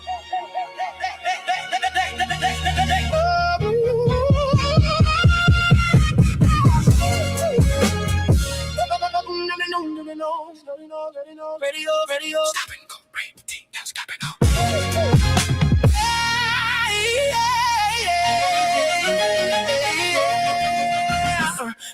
Talking to the planet through invisible waves. Heartbeat synced up while the whole earth sways. Brain catch signals while the night sky blaze. Human rhythm got humanity phase. 7365 humming through my veins. Sunlight dripping through the nervous system chains. Wires hard rhythm, brain ride waves. We're dancing and don't know how they change. Music is traveling ways in God form. DNA singing since the day we born. Heartbeat drums, electric storms. Every living cell got a sacred song. It goes on and on and on and on. Music is traveling ways in God form. On and on and on and on. Music is traveling ways in God form. It goes on and on and on and on. Music is traveling ways in God form. It goes on and on. Goes on and on and on. Radio. The guy shoe is the radio. What we doing? I'ma show it. Radio waves, the shoe. Radio waves. Sun throw plasma, earth catch sound. Ionosphere vibrating all around. Lightning strike pulse through the underground. Human waves humming with a low deep sound. Scientists measure it around 8 hertz. Same zone, brain waves. And when people deeply search, meditation states, dreams, creative work. Like the planet in the mind type first. Heart got electricity stronger than the brain. Magnetic field pulsing through the chest cave. Every beat sending signals through the frame. Maybe that's why sunlight alter moves and pain. Morning light hit the retina, then the clock reset. Hormones shifting every dawn and sunset. Whole circadian rhythm block through electromagnetics. Like the body downloading cosmic messages. Sun talking to the planet through invisible waves. Heartbeat synced up while the whole earth sways. Brain catch signals while the night sky blaze. Human rhythm got humanity phase. 7365 in chains. Why is hard rhythm break right away? World dancing and don't know why they change. Music is traveling waves in God form. DNA singing since the day we born. Heartbeat drums, electric storms. Every living cell got a sacred song. Goes on and on and on and on. Music is traveling waves in God form. On and on and on. Music is traveling waves in God form. It goes on and on and on and on. Music is traveling waves in God form. It goes on and on. Goes on and on and on. Radio, shoobop, shoobop. Radio. The God show is the radio. And I'ma show it. Radio wave. The show. Radio wave. Yeah. What if music came before human speech? What if frequencies shape what humans think? What if the heart was antenna linked and emotions change depending on the energy? Solar storm, shake the magnetic field. Some people anxious, some can't sit still. Know the lights dancing while the sky get lit, like the heavens playing with electromagnetic scripts. The brain find neurons through electrical sparks. The heart keep rhythm like a bass in the dark. The sun feed life to the place from afar. So maybe your life seek double eyes with the dark. Not saying every theory fully proven exact, but the parallels wild when you study the facts. Whole universe move through vibration and math. The humans just tiny frequencies in the back. Wave is waving. It feels amazing. As amazing feels amazing. The wave is waving. Just be patient. We haven't the chase. It goes on and on and on and on. Spine is a FM station. Spine is a FM station. It goes on and on and on. The spine is a FM station. Heartbeat.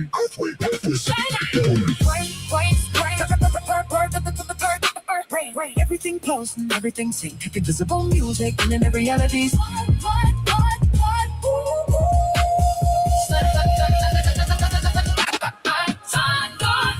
Talking to the planet through invisible waves. Heartbeat synced up for the whole earth sways.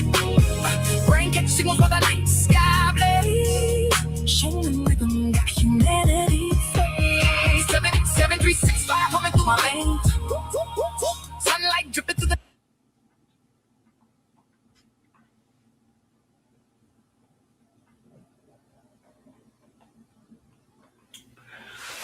All right, so just you know how we do. We want to enjoy ourselves and do our thing, but we also want to make sure that we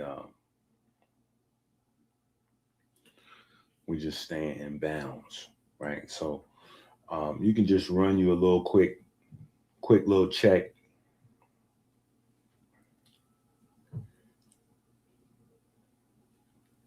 And you'll see very simply, I didn't type in nothing crazy, right? Human spine absorb FM waves. So it's not much required for you to go down any of these rabbit holes with the information.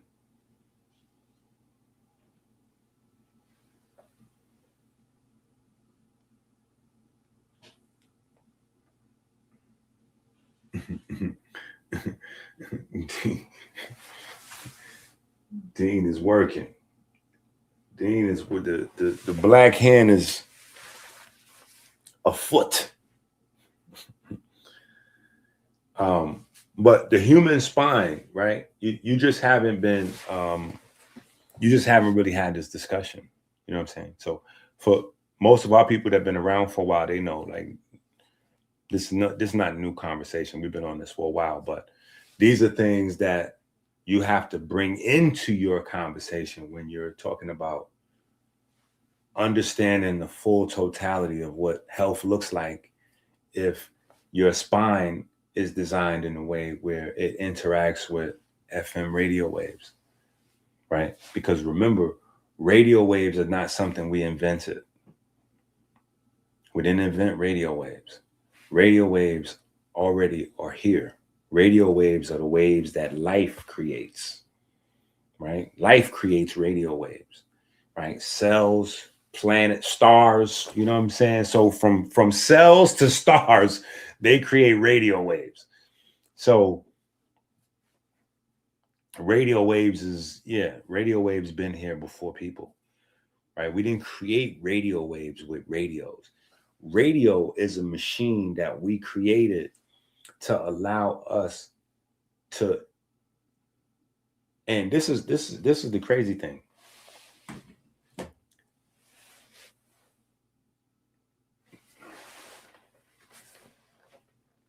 Give me a second. Give me a second. Let me see something. Give me a second. Give me a second. Let's go back to this. Here, go back to this. Give me a second. Let me come right back. Let me come right back. Let me do this. Y'all go back to this.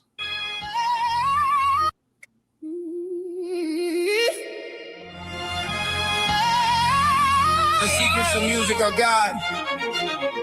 Radio waves. The human spine absorbing FM waves and all that.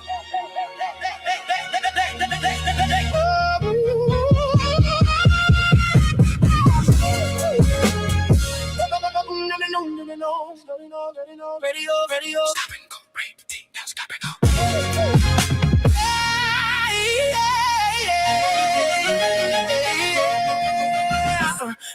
Talking to the planet through invisible waves. Heartbeat synced up while the whole earth sways. Brain catch signals while the night sky blaze. Human rhythm got humanity phase. 7, 3, 6, 5 humming through my veins. Sunlight dripping through the nervous system chains. Waves, wires, heart rhythm, brain ride waves. We're dancing and don't know how they change.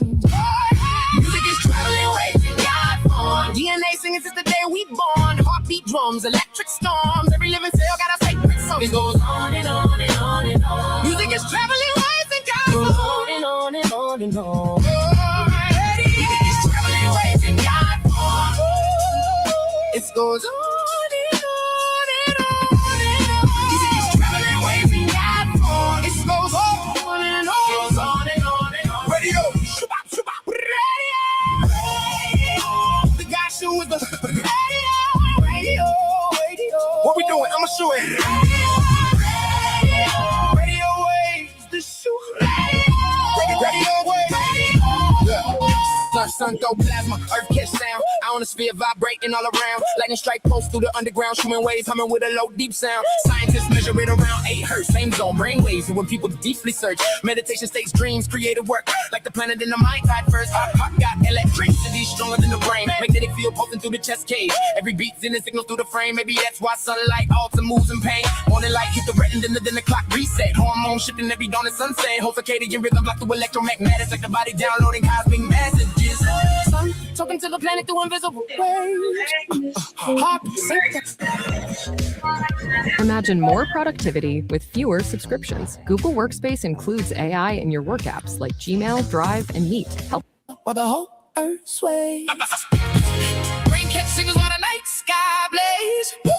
Human rhythm got humanity phase. 7, 3, 6, 5 running through my veins. Sunlight dripping through the nervous system chains. Wires, heart rhythm, brain ride waves. World dancing and don't know why they change.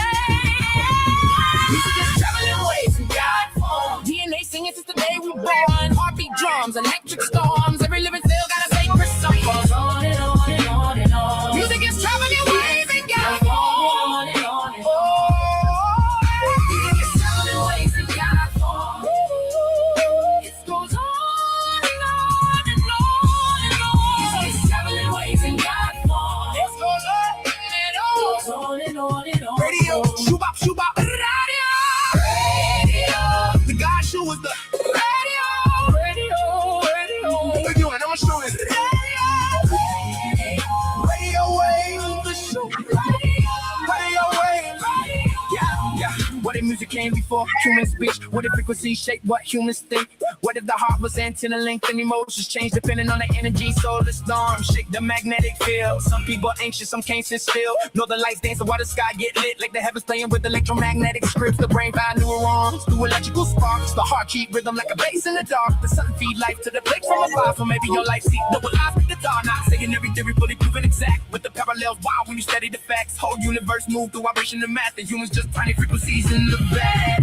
Waves waving, It feels amazing. As amazing feels amazing. The wave is waving. Just be patient. We haven't the chase. It goes on and on and on and on. Fine is a FM station. It's fine as a FM station. It goes on. Yeah, I'm just trying to find this lecture that I did. That's what I'm trying to find. That I did in Nandi's, and basically it was on the periodic table. That's what I'm looking for. It's like whenever I'm not looking for these things, I can find them. They always like right in my face. When I'm looking for it, then I can't find it. But my point that I wanted to go to is this show. Like, this is, I don't know how many years ago. This is more than a decade ago, but literally my introduction into Detroit. Now I live in Detroit based on this lecture, or what, maybe the reception that I got from it, more accurate, and some other existential, and some other existential, you know, and some other factors probably contributed as well. But yeah, I'm here now as a result, like, of this. But my first big Detroit lecture that I did by myself was to actually build a radio, right? To build a radio. And building that radio, the whole idea with building that radio was that a radio is a device to tap into radio waves and to convert those radio waves into an intelligible frequency range, right? To convert those radio waves into something we can understand, right? And so what I was, so I want you to just go back with me in time to kind of understand how we got to where we are right now. Because this is very much a foundational conversation. We're talking about, like, this is a foundational conversation for the whole spirituality coaching thing, and the music and just everything, just so it all makes sense. I wanted to get into this concept.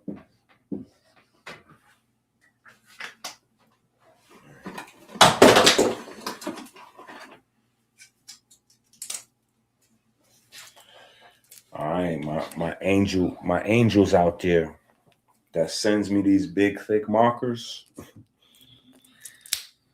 We in that space again where I need my angels to send me some big thick markers.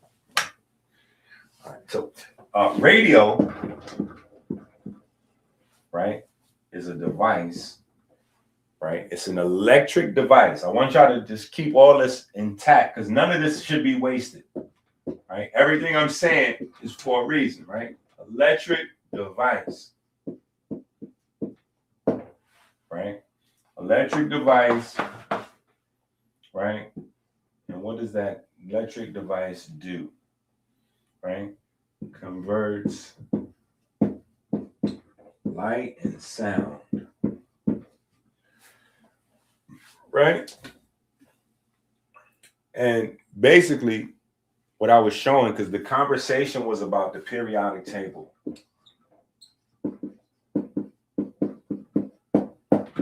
Right? The periodic table makes everything. Right? Well, everything exists, interacts with light, and light is how we distinguish things, right? That's based on the fact that we established that the unique building blocks of matter are all distinguishable by light, right? Radio waves are light. So our Wi-Fi and all that that's working on, it's all that that's working on light, right? All right. So anyway, it's very complicated and it looks like it's super crazy and all that from outside looking in, but it's really only two things that's required in a radio, right? Only two things are required in a radio. And when I say a radio, what I mean is, very specifically, an electric device to convert light and sound or amplify light and sound, right? Amplify and or convert. Let me just add that little. Yeah, let me just add that in there because that's needed as well, right? But the main two units, the main two items are a crystal, right? You need a crystal and you need copper. Crystal and copper. That's it. That's it. That's all you need to make a radio is a crystal and some copper. That is it, right? And so this whole evolution of these conversations from the very first book series, before these books on even on Amazon, from the very, very first books, this is the conversation, right? Because I'm showing you a few things, right? Radio waves are the dominant, the dominant wave system used for communication now, but it predates us. It's been here as a natural phenomenon, right? In order to convert them into something intelligible, right, we have created some electric devices that can convert and or amplify light or sound, right? All that's required for that to happen is crystal and copper, right? Well, it just so happens that majority of our body is made out of this type of stuff, right? This is where we get our collagen at. This is where the collagen comes in. This is where the piezoelectric comes in, right? This is where the piezoelectric comes in, right? This is where all that comes in, right? The collagen and the piezoelectric, all of that's the reason why you have tissue that is piezoelectric is because of the way it's built, right? And so that's where you get into what defines a crystal. And a crystal lattice structure is that underlying structure is what's required to give your tissues the piezoelectric aspects that it has, right? Now, copper is required in your body almost everywhere, right? It's required in the blood for all things iron, right? But it's also required in the bone for all things bone, right? So you got bone broths and all kind of bone products they selling to people and all that right now. And the bone products, some of them is good, some of them is, they scan, they hug, they doing their thing. But primarily they only gonna focus on glycine, proline, hydroxyproline. They're gonna focus on getting those, and that's good to focus on that because it's not like, in the diet as so much, but you still have to focus on the initiators, right? That's where lysine comes in. Lysine is very important for other things. Lysine is important for your immune system because it builds structures, and lysine is important for your bones, right? So if you want strong bones, you got to get the lysine. You got to have the vitamin C. You got to have the lysine and the vitamin C, period. You got to have lysine, vitamin C.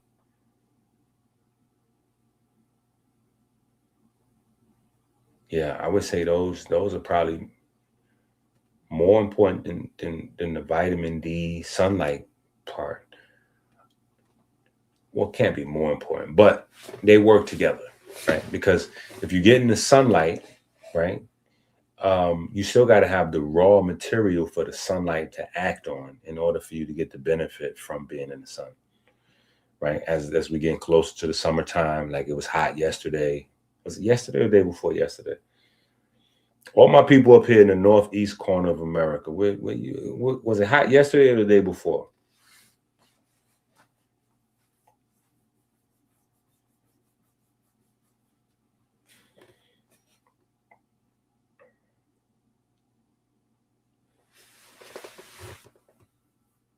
The day before, right? It was the day before.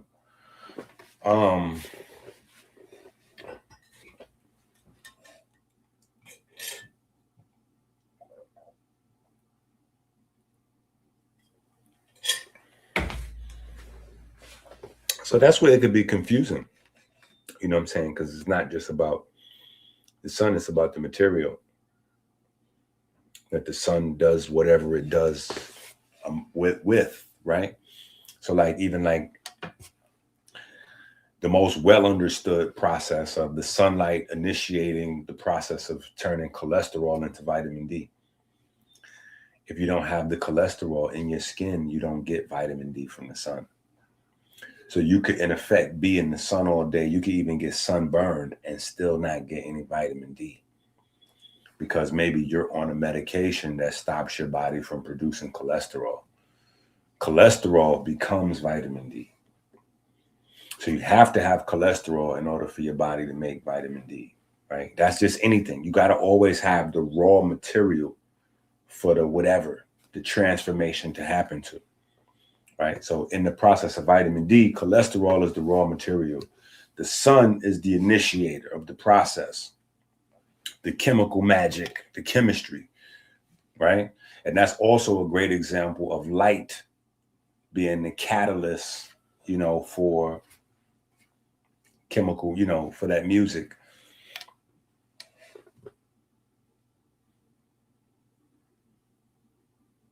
Okay. All right. With the weather.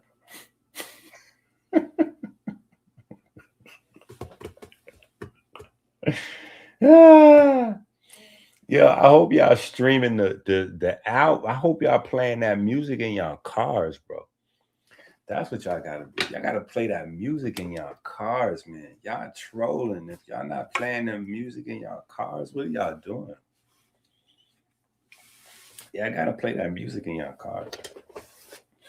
All right. So anyway, when we approach the concept and the conversation of what is real food, right? This is where we went. We went all the way to the core of what food is. Now, you know, we have evolved over the decades from a purely Dr. Sebi, you know, approach to a more melanin, Dr. Africa kind of approach, to my own unique approach to veganism. And that's what I mean. Sebi's approach to veganism, Dr. Africa's approach to veganism, then, you know, something completely contradictory to those guys, which so I would say my type of approach to veganism, and then a much more refined, sustained approach where the focus is not so much being vegan or not vegan. It's about making sure you're getting enough pigment and fiber in every day, right?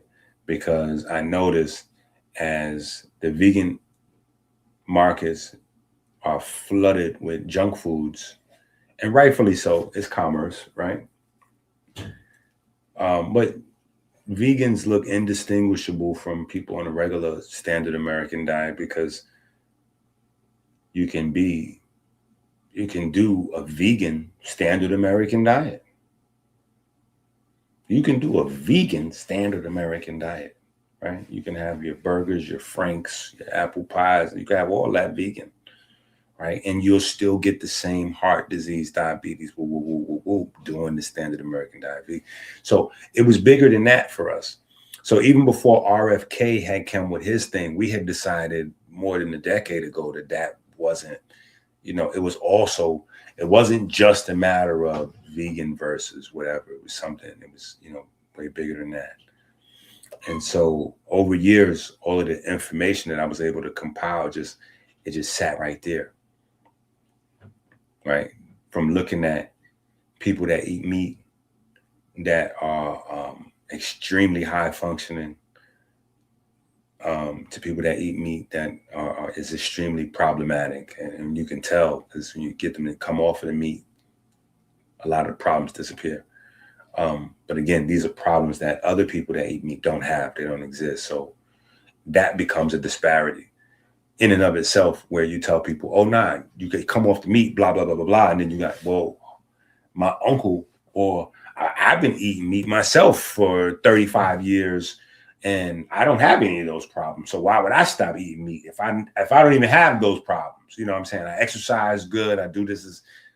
So instead of looking for what was wrong, I started to look for what was right. And that shift in perspective, which is, where I always come from with I'm not trying to save animals, right? I'm not, it's not about what's the best product, what's the best strategy, how to thrive as opposed to just survive, right? And in that pocket, it came down to the people who are living really long lives are people who have a lot of pigment and fiber in their diet. Then people who are not living long lives are the people that don't have a lot of pigment and fiber in their diet. Now, you can also have a lot of pigment and fiber and die early. That's why you have averages. You do populations. You don't judge a program by one or two people dying. You know what I'm saying? Like if I die tomorrow, they're like, oh, inky information. He died. You know what I'm saying? Like, no, I died in my 20s. So this is all bonus. You know what I'm saying? But my point is you would measure a whole population averages on a strategy, right? And see what people, how people respond to this or that. And when you look at that, the one thing that they all have in common is high fiber, high pigment diets, period. Whether there's meat with it, the high pigment and the high fiber or not, right? The high pigment and the high fiber is the only two things that were there. And it stands to reason why it's a controversial concept, because it literally is at the crux of how processed food becomes processed and how Big Pharma does their thing, right? They work together, right? Because we only have one earth plant, community, whatever the plant world is called, fauna or whatever, right? We have the bioplantosphere. We have the plantosphere, whatever that is. And so Big Pharma needs to strip, chemicals out of plants for medicine purposes, right? Food industry is doing that for other purposes. They're profiteering on it. So they'll strip the plants down to take their material, but all the rest of the material is still valuable, right? So there's some portion of a plant that's going to just be sugar and flour, right? Think what I'm saying. What I'm saying to you. There's some portion of a plant. Maybe I should write some of this down. There's some portion of a plant that's going to be valuable in a variety of ways. The way it's going to be monetized. Do I want to take this down? So we get the human body. All right.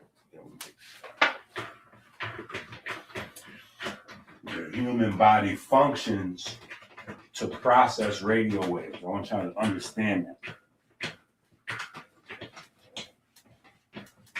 We might not have fully got to that, but we'll get to this. Anyway. Drake know about it, though. That's why Drake did his album release of the scene in Tower or whatever. Anyway. So the plant, right? The plant, you're going to have the flour, right? The flour and the sugar. So they're going to take the flour and the sugar from plants, and that's going to make the vast majority of processed and hyper-processed food, right? But now you still have phytochemicals. Phytochemicals, right, from the plant. Besides the material for flour and sugar, these phytochemicals can then become medicine, vitamins, antioxidants, all that kind of stuff, right? Or even like, that could be either side. I was going to say textiles and physical, no, but I'll leave that out, right? But you got phytochemicals, all this stuff. This is all going to be in the fiber and the pigment space, right? All these kind of nutrients. Maybe that's what I should have just put, nutrients, right? All this would be in that space, right?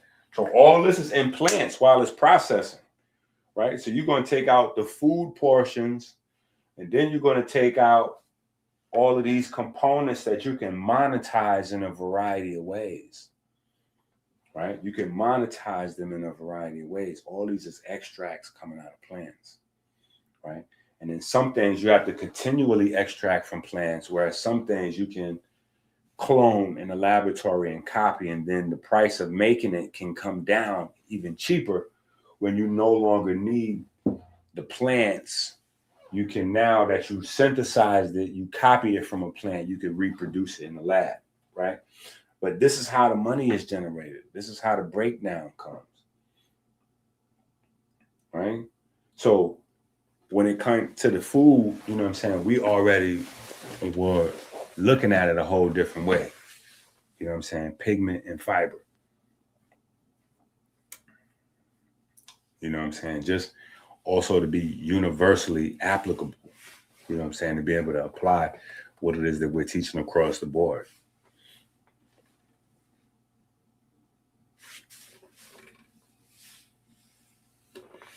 Best food for kidney health. Best food for kidney health is going to be in the kidneys book. You got to get the kidneys book. Go to Amazon and get the kidneys book. We have a book on the kidneys. And then also you want to add the kitchen chemistry books. So you want to get the kidney book, and then you want to get the kitchen chemistry books.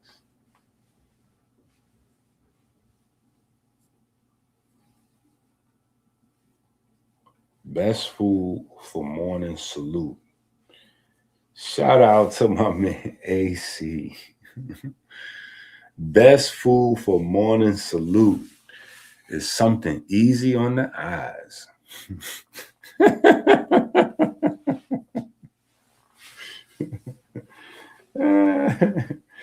Yo, shout out my man AC. AC, man, you gotta make sure we getting our spins, bro. Yeah. The teaching. I don't want y'all to be like y'all mad at the music because the music is competing with the science. The music is not competing. The reason why we haven't been live is because I've been learning. I've been in school. I've been studying. So that's been taking up my time. Plus, my children is getting bigger and their schedule is getting more complicated. You know what I'm saying? So that's been more of a thing than anything else. But the school thing is slowing down. So now we can go live. You know what I'm saying? But the music don't got nothing to do with it. But we need streams now. Now that the music is up, we need people to go on Spotify and iTunes and all that. iHeart, Instagram, TikTok. You know what I'm saying? Like, yeah, and AC is just one of those people that know how to do certain things. I expect AC to just, you know what I'm saying, have like all the young people in Cali playing it. You know what I'm saying? I need AC to have all the young folks in Cali on it. AC, I need all the young folks in Cali on this, man. I need them on this. We're here in Hollywood. Okay, not on that. Not on that. The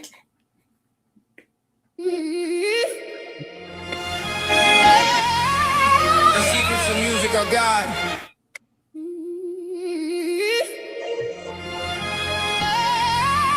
The secrets of music are God.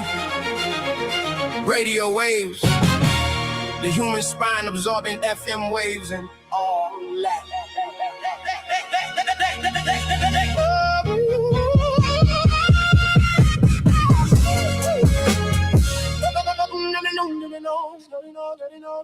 Radio. Stop and go. Break the team down. Stop and go.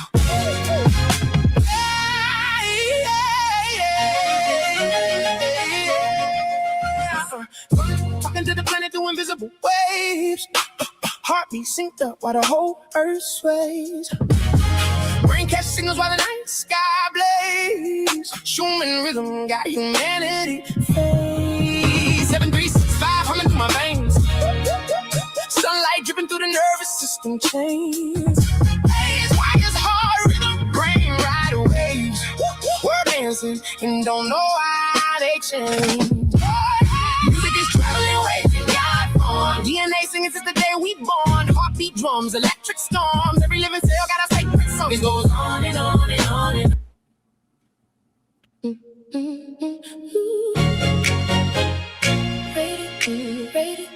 Rated true, rated game, rated cheat codes, rated name, rated books, rated herbs, rated research, rated words. Tired of the hate, tired of the backstabbing, tired of the brown nosing and crab grabbing, tired of the pocket watching, tired of the emotional meltdowns, tired of feeling felt down. Now this me after hating. Feeling mode activated. School of hard knocks, graduated. Feeling mode activated. Is it cash related? I'm agitated, I have to say it. The people don't care, they fascinated. Captivated. School of hard knocks, graduated. Feeling mode activated. Now this me after hated. Feeling mode activated. Feeling mode activated. Feeling mode activated. Rated OG, rated price, rated nature, rated life, rated lectures, rated genius, rated pressure, rated prestigious, rated poem, Gius, rated speediest, rated tedious. Tired of the hate, tired of the backstabbing, tired of the brown nosing and crab grabbing, tired of doing the circus with clowns, tired of the same faces from Newtown. Tell them do their own work, hate to study you like homework. Feeling mode activated. Feeling mode activated.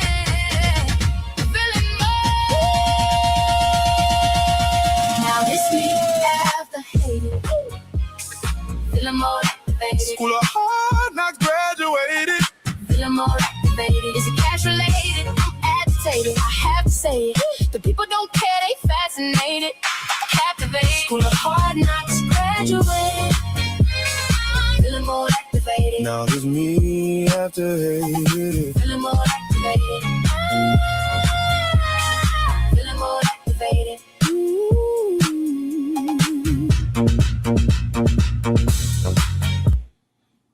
Woo!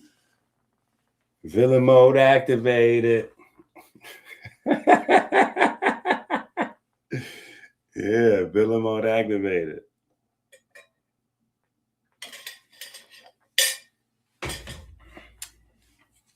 Right? All right. So now, when we go back to the book, let's go back to the book. Right? We're supposed to go back to the book a long time ago. So let's go back to the book.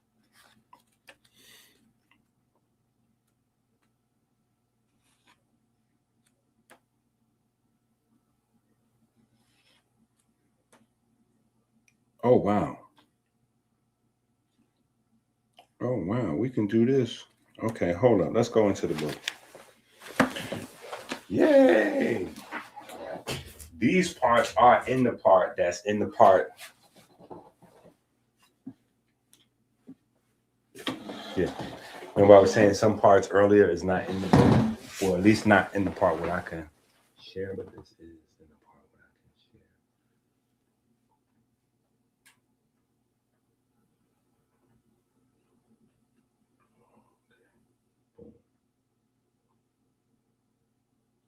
Okay, so we got this right here.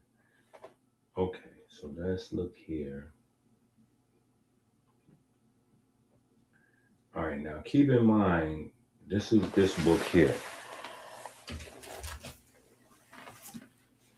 Right, so this is the original text of the whole series, right?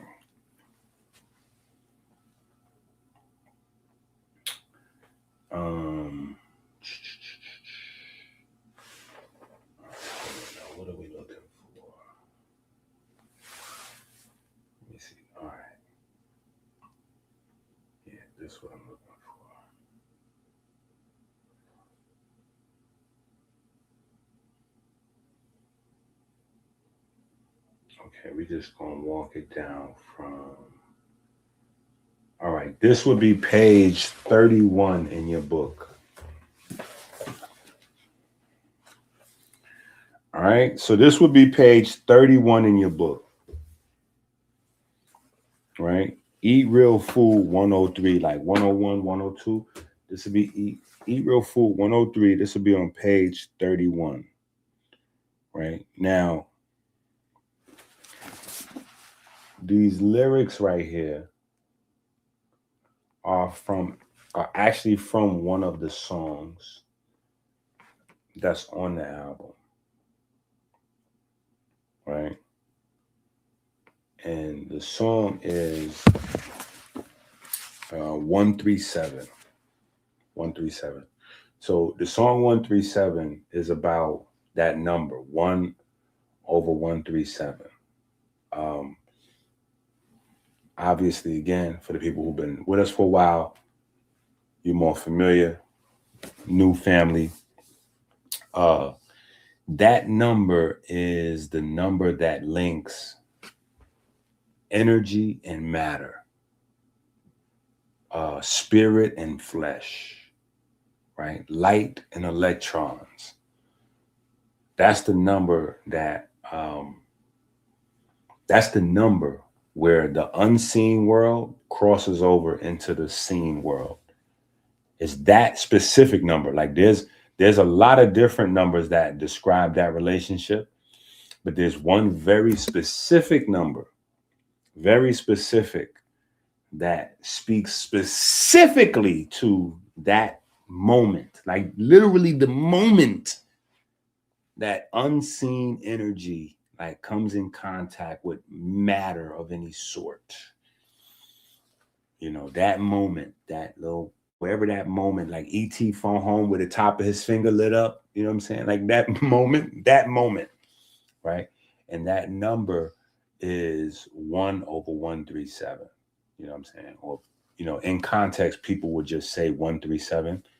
And the people who kind of know, like that's in the loop, they will know, oh, that's the fine, you know, the fine structure constant or whatever, or he's referring to the fine structure constant. It's a very important number in all this whole conversation we're having, right? The conversation surrounding diet, right? Because obviously that's what we're doing. We're converting the food to energy. And our chronic diseases come from the fact that we're having a problem converting the food to energy, storing that energy as, you know, a storable form of energy, which we do, you know, fat, or retrieving the energy back from our stored form of energy or something in that, right? That's when we get into obesity, the diabetes, and that lays the framework for the other chronic, you know, issue, the heart disease, the cancer, and all that other stuff, right? So that relationship between energy and matter is always, there's a point in our time where theology is the only place where that's discussed, but you can't have a conversation about a healthy body without that, because every time you talk about food, that's what we're talking about.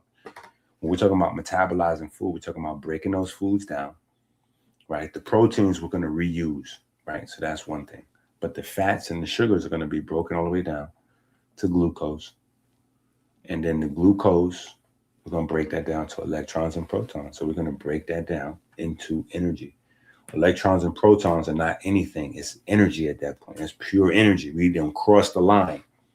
We don't cross the 137 line, right? So the 137 number is maybe the most important number in all of known numbers in terms of science, like life, right? That could be a candidate for the most. There's a bunch of candidates for the most important number. That would be one of them, though. That would definitely be one of them, right? So we have that.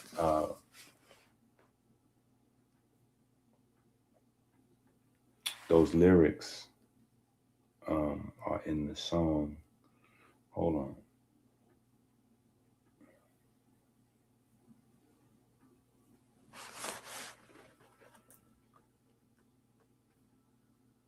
Here we go. is sometimes it's difficult as a small business being the owner and being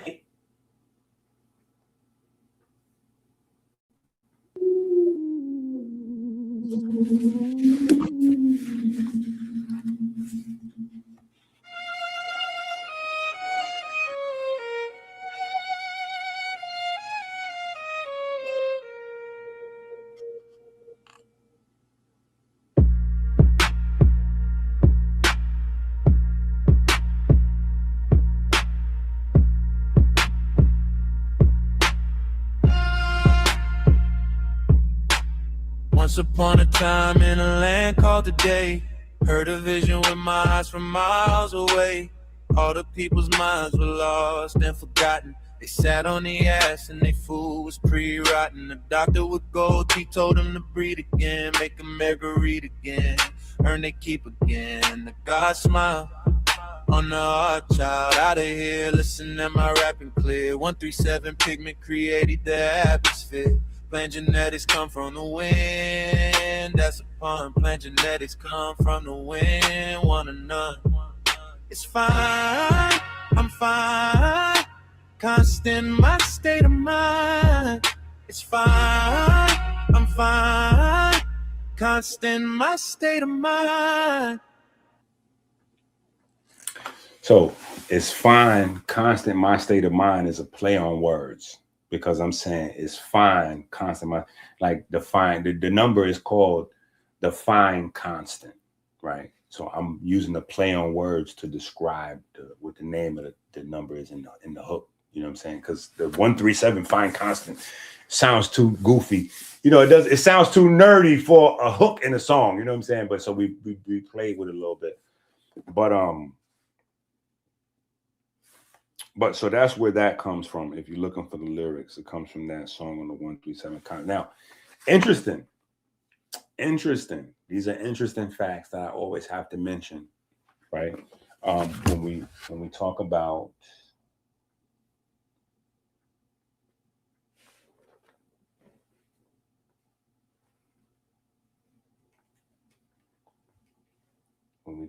this number here, right?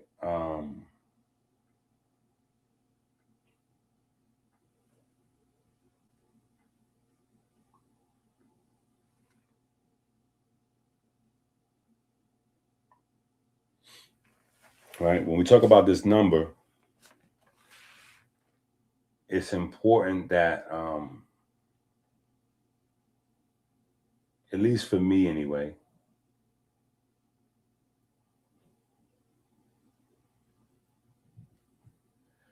look at this. Physical reality is dictated by 137. The fine structure constant dictates several crucial atomic properties. The speed of electrons. In the classic Bohr model, an electron in the lowest energy level of a hydrogen atom travels at exactly 1/137th the speed of light. Right? Now, that's important because remember, the periodic table is what builds all matter, right? And the individual building block of the periodic table itself is the first atom on the periodic table, the hydrogen atom. That's the reason why the hydrogen atom doesn't have a thing that would, a neutron. It doesn't have a neutron. It's just a proton electron. You know what I'm saying? Which for me was a contentious point in elementary school with my teachers. Anyway, I told that story 1,000 times, right? So like, how is that really an atom if it doesn't have, like a nucleus or, like a neutron? It's just a proton or electron. That's not really an atom. Anyway, so that's the building block for all the rest of the periodic table, right? So again, the moment that matter comes into existence, it's the 1/137, right? Now, establishing our music point, going back to our music point anyway, right? This is the lowest level in the energy valence, right? So when we talk about the energy valence, right, we're talking about, remember, that vibrating cloud around what would be a nuclei, but in the hydrogen, there's no nuclei. So we're just talking about the vibration of that relation, that electron and that proton, that vibration is happening at that signature, right?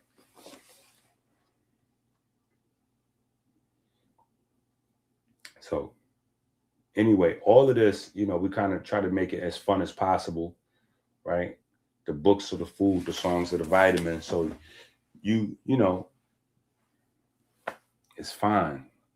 Constant mind, state of mind. You know what I'm saying? Like, so we try to just break it up and make it easy to digest. So you come to the books, you get the, and then you get the music and the, hey! You get the whole James Brown show. Right. So anyway, page 31. Right. We still ain't read no part of the page yet. Right. Okay. So page 31. We get into page 31. Right. So here's the lyrics. Right. Here's the lyrics. You say plant genetics come from the wind. That's a pun. Plant genetics come from the wind, one of none. Blah, blah, blah, blah, blah. Okay. Here we have this article here. Okay, and then we get down here. Blah, blah, blah, blah, blah. Okay. We have to mention the fact that copper creates vortices in a way that gold and silver don't. While silver and gold represent wealth and preservation, copper is the workhorse that powers civilization. Copper has the second highest electrical and thermal conductivity of any metal, trailing only silver. All right, this is page 32 in the book. What is it? The bottom page of 32 going on to page 33. So if you have the book, right? You have the book. We're in this book right here, the original book. Right, we're on the bottom of page 32 going on to page 33. Right? Copper has the second highest electrical and thermal conductivity of any metal, trailing only silver. However, it is the industry standard for wiring because it is far more affordable and has a lower thermal expansion coefficient, meaning it won't burn as easily under high voltage. Copper is naturally biocidal, meaning it can kill over 99% of harmful bacteria, fungi, and viruses on its surface within 2 hours. This makes it a unique material for hospital touch surfaces and public health. Along with gold, copper is one of the few metals that can be found in nature in directly usable, unalloyed native form. This allowed humans to begin working with it over 10,000 years ago. Long before they could smelt other ores, copper and gold are the only two elemental metals that are not silvery or gray. Copper's reddish orange hue comes from its unique electronic structure. Okay, now this is where it starts getting important. Copper's reddish orange hue comes from its unique electronic structure, which causes it to absorb blue and violet light. Unlike gold, which is inert, or silver, which tarnishes black, copper develops a protective green patina called verdigris when exposed to the elements. This layer actually seals the metal, protecting it from other corrosion for centuries. In finance, copper is nicknamed Dr. Copper because its price is reliable in terms of predicting the barometer of the global economic system. When building and infrastructure projects are booming, copper prices go up.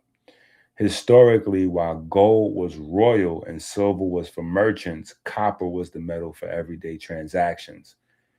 Approximately 80% of all copper ever mined is still in use today because it is 100% recyclable without any loss of performance.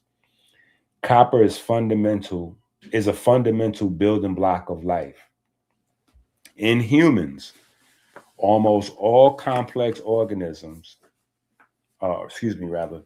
in humans and almost all complex organisms, copper is the clutch in our cellular engines. It is a critical component of cytochrome C oxidase, the enzyme responsible for the final stage of energy production within our mitochondria. Without copper, your cells couldn't use oxygen to create the energy needed to keep your heart beating.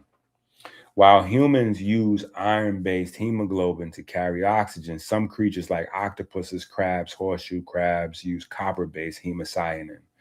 These animals literally have blue blood. Copper is the key catalyst for the enzyme lysyl oxidase, which cross-links collagen and elastin. This process gives your skin its elasticity and your bones and blood vessels their structural strength.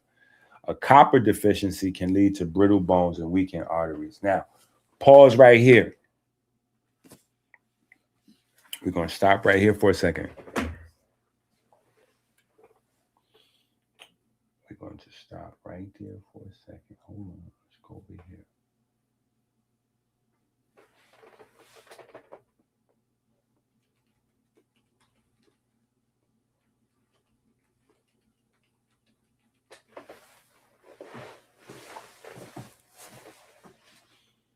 Okay, now we're going to go right here and we're going to answer a very, very simple question.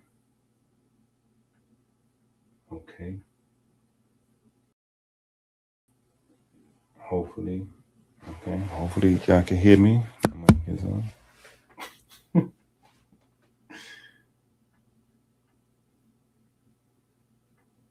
Okay. So we're going to just go ask a very simple question to the AI. We're going to go to Gemini. We're going to ask Gemini a very simple question. Does copper absorb radio waves?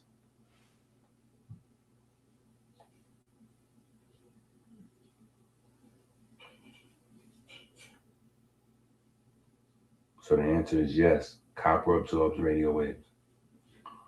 So here's the question.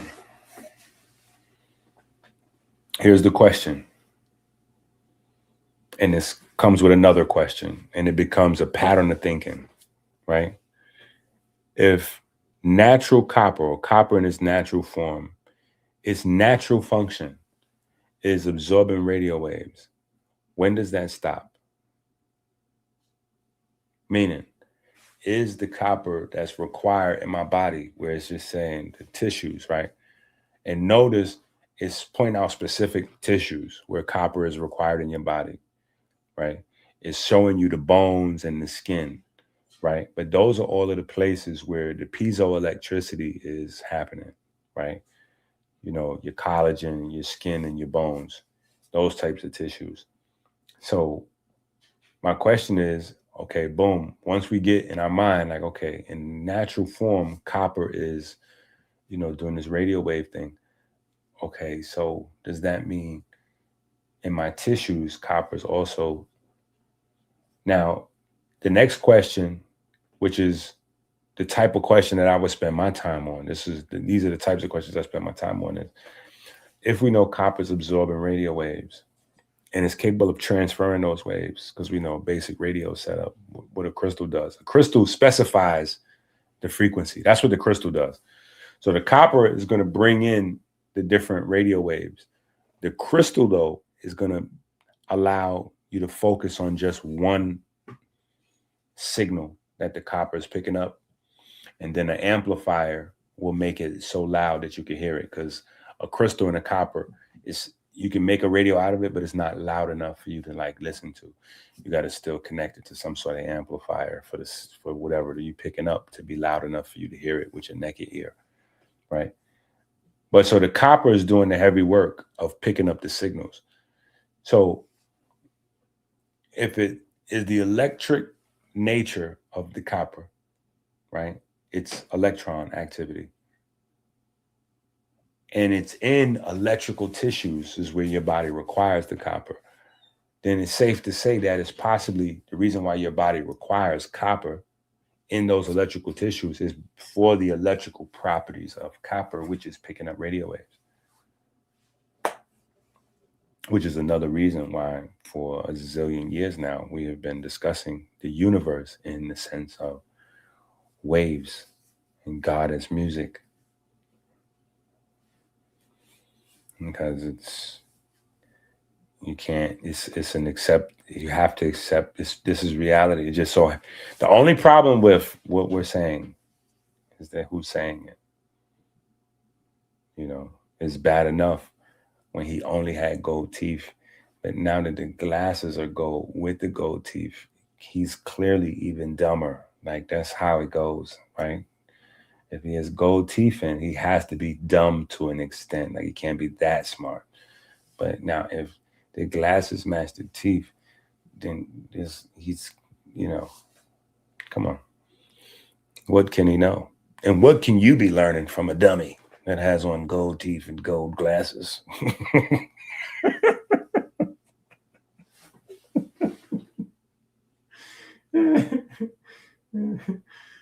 Right? So anyway, right? And it's not that this is unique or anything like that. The ability to interact with radio waves is not unique. But copper, on the other hand, does have a unique way of being able to translate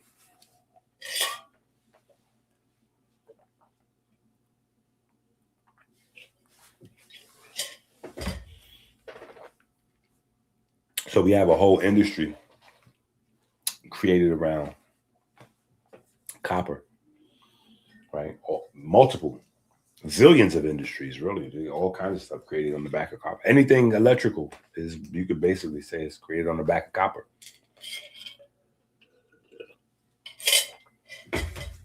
Right? It's just interesting when you begin to incorporate these things inside your body and start to ask those questions, because you'll notice that in science, we know that electric fields have a very special relationship to magnetic fields, right? Electricity has a very special relationship to magnetism. So for me, right, and this is, again, just another way to start walking this down, right? Or just just getting into some rabbit holes where you can start getting some of these different ideas, right? Because again, today is just a basic class where we're just starting, a conversation around these new books, right? We haven't really had much conversation in the whole spirit code discovery and what that means for us and people, humanity going forward, and what do we really, all this kind of stuff. Yeah, both of them. Go ahead. I don't care. You want some? No, of course not. I was thinking something before. My daughter just totally distracted me. And I had a new marker.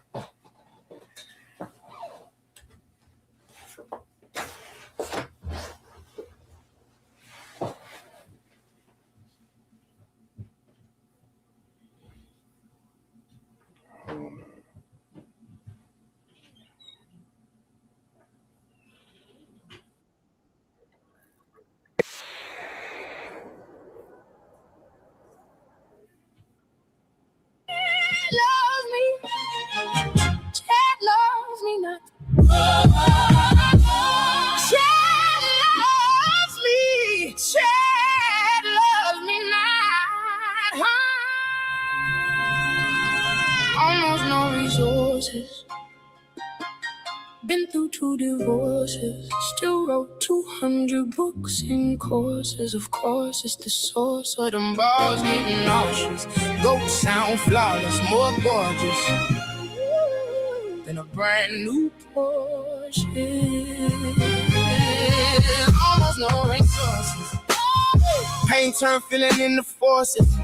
Fed the community with knowledge, no endorsements.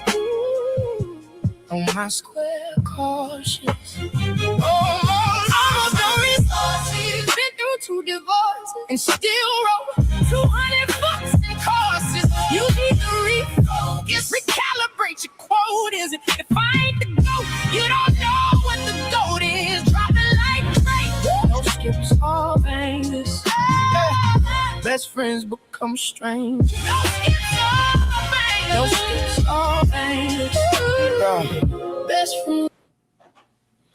All right. So it stands to reason, right? Is the mic on? My mic on? My mic sounds nice. Check one. My mic. All right. So it stands to reason, right? If there's always this relationship between electric and magnetic, right? Right. Which obviously some of us from the neighborhood, we are already geared towards just having a natural interest because of some things that we may have learned in the neighborhood. You know what I'm saying? So as soon as we see anything associated with the piece with the magnetic, we automatically tune in a little bit more. But anyway, so you got electric and magnetic, right? Always associated with one another, right? But the funny thing about this relationship here is that there's actually only one building block, right? Because there's only one building block. There's no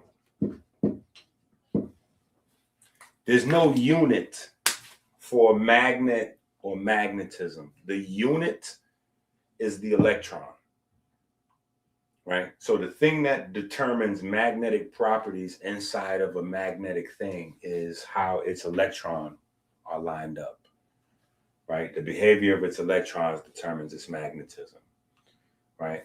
And when you extrapolate that out and get to when you have an electric field moving, that creates a magnetic field, right? Or you can have a magnetic field inducing electrical movement inside of a conductor. Like for, say, going back to copper, if you put copper inside of a magnetic field, you're going to start to get, or moving magnetic field where you get some electricity moving, right?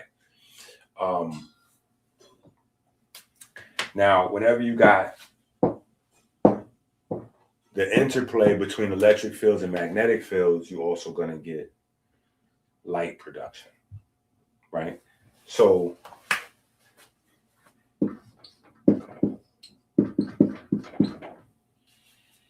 this unit, right? This unit is responsible for these and ultimately this, right? Electricity generates magnetism. Magnetism and electricity doing their thing together generates light, which then, beautiful enough, can come back around, and one of those same conductors, right? The same type of conductor you put into the magnetic field to generate the electricity. Well, that same type of conductor can absorb the light and turn the light into electricity, right? So the electricity that starts out through this process that eventually generates light can be converted back from light into electricity via a conductor. Now, going back to our music thing, this is kind of low-hanging fruit, but we do know that conductor is a musical word. Before any of us ever learned about a conductor in electricity and magnetism, we learned about a conductor conducting music. You conduct music because you're directing the waves. The same way in electricity and magnetism, a conductor is directing and channeling the waves. So this is why the language exists, because it's the same science. It's not that the word is tricky. It's that the language exists because it's the same communication. The conductor is conducting the waves. He's conducting sound waves, acoustic waves, mechanical waves, pressure waves. That's the conductor of the orchestra. That's what he's doing. The conductor, like copper, is conducting electrical, magnetic, light, it's in another space. It's still conducting waves, though. The process is still the same thing.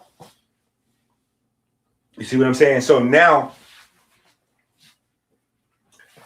knowing that there's this little relationship going on between electric and magnetic, right? Which is the reason why your blood works the way your blood works, right?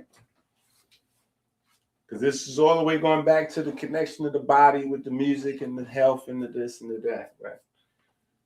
And just giving you some of how we got here, just avenues of research and, So knowing this, right, and knowing, right, look, there's a periodic, and this is this periodic table thing. This is going back to probing, me as a kid, probing the periodic table. You find that each one, based on how the electrons, so each atom, based on its electrons, has its own unique personality, right? Meaning it behaves, it socializes with all the other atoms a certain type of way, right? And we really go into this deeper in the I have a book series called Family Chemistry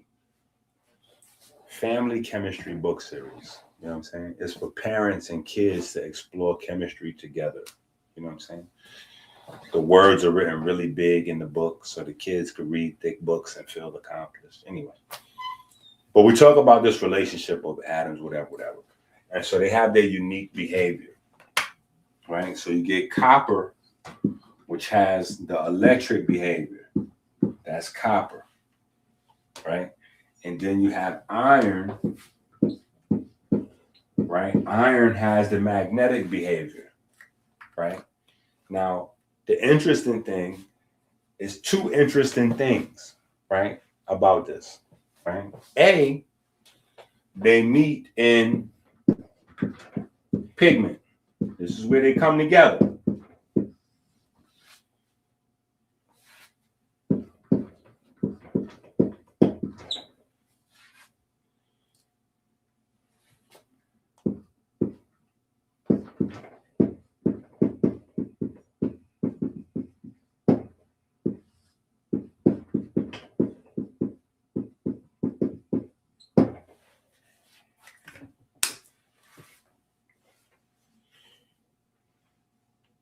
That's our equation.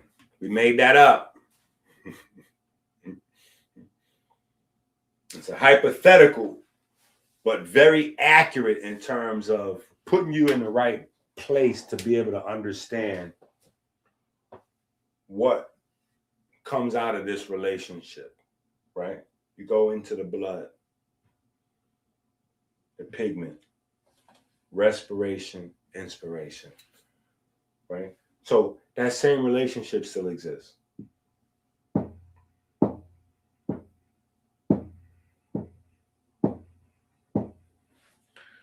Right? And so this then becomes also a basis for plants, right? And then from that basic level, going to step up and looking at compounds and molecules. And now you start to get into categories where you have, alkaloids and saponins or this or that or the other. And that's where we go into the plant genetics book. See, the plant genetics book, we in the compound space, right? Compounds are groups of atoms, right? So you got compounds, then below compounds is atoms, then below atoms is the quantum space, right? So the plant genetics book is the relationship of the compounds to the quantum space. That's what we're talking about. We're relating all the compounds to quantum behavior, right? So you can understand how the plants, specifically in the diet, interact with your, I don't want to say with your body. I want to, in the subcellular, like inside your cells, with all of the smaller things, the organelles and the other molecules that are present, right? How it really acts in real time, Like what's really going on, right? When ATP, because I was the first person to really discover that light is being released from ATP. That's kind of our research. Now I've put people in a headlock and forced people to kind of accept it. But up until now, even still, you look at most places, it says ATP releases kinetic energy. That's not a thing. You have to pinpoint somebody to get you to pinpoint what kinetic energy, what type, what range, what type. How's that possible without the emission of light? I had to argue with professors, like you get them to, you know what? You're right about that. You have something with that. You're right about that. Right? So this whole space is largely like the Wild Wild West. It's cowboy space. Right? It's very few people who's paying attention. But it's where, and this is the reason why Black folks have such health issues. Right? Because this is the unpioneered space. The unpioneered space is the space that pertains mostly to you. Because of this is the last, the pigment. The pigment is like the last world inside of the human body to really be, looked at as a valuable place to put a bunch of billions and trillions of dollars into, because that's where information comes from. You have to put billions and trillions of dollars into it. And the only way people are interested in making those investments is if something they get right out of it. So that's where the good side to big pharma is. And we don't credit big pharma with that. We only talk about the bad side of big pharma, right? The bad side of big pharma is the drugs and the this and that. But the good side of big pharma is all of this information that we use to have these conversations comes from research funded usually by big pharma. They're paying because they're investing for a flip. They don't care what got to happen. They just want to flip. They just want their money to flip. And the research is coming from the researchers and the scientists looking for ways to find those flips. Right? Looking for ways to find those flips. So they're looking for relationships between plant compounds and people so they can find something of value, something that flips. Right? But in between that is the science. In between that is the discoveries. In between that, in between the money men, the investment and the ROI, between that is the real life. Right? And there is good that comes out of it because we get this information.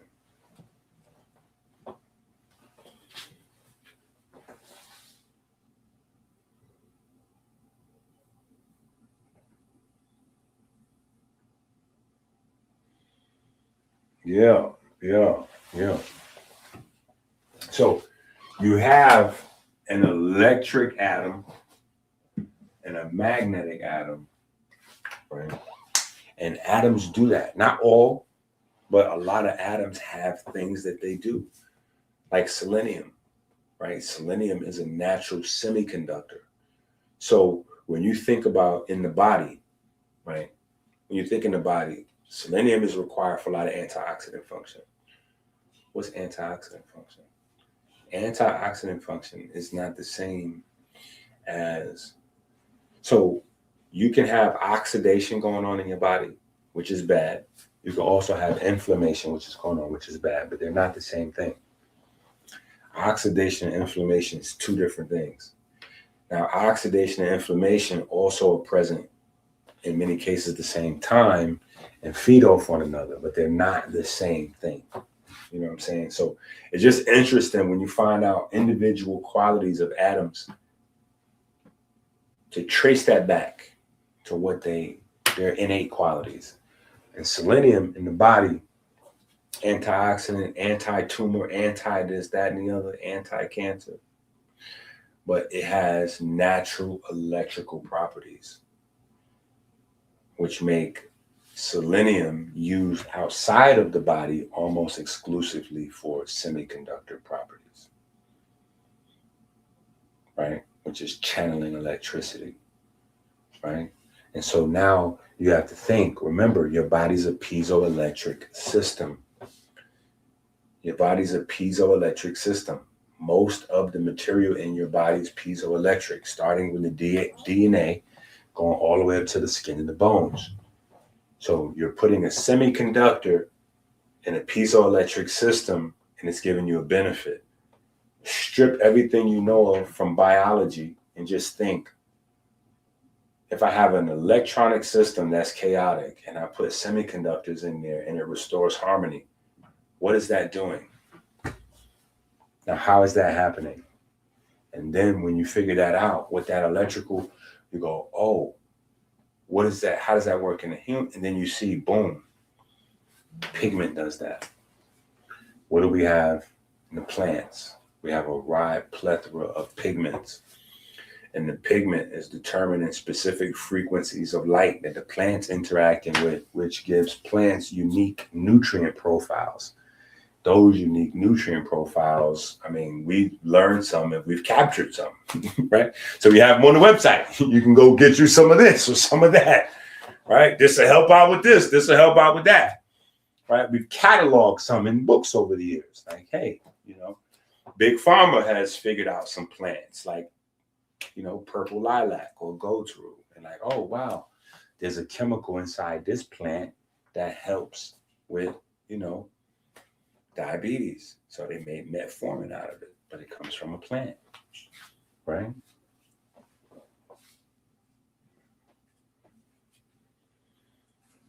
It comes from a plant.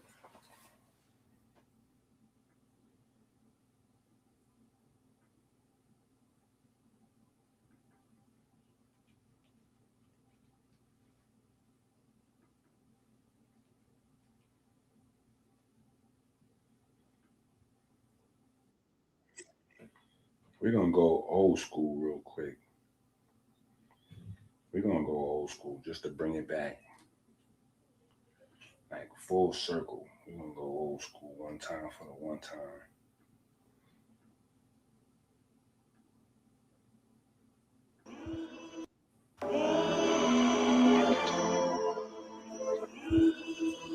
Inky prayer number 2.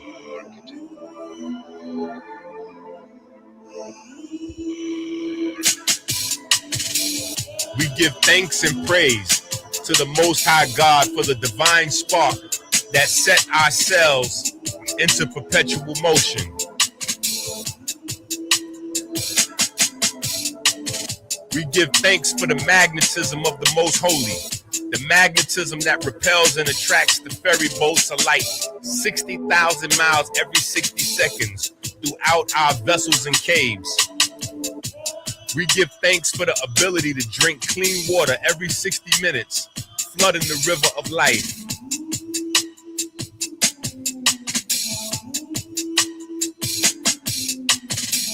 We give thanks that sugar has not covered our ferries and turned them into stone.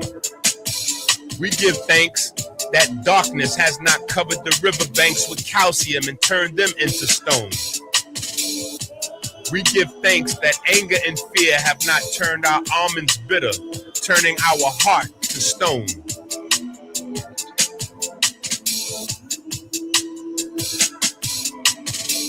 We give thanks for smooth sailing upstream through the valley of death, through the superior vena cava into the right atrium.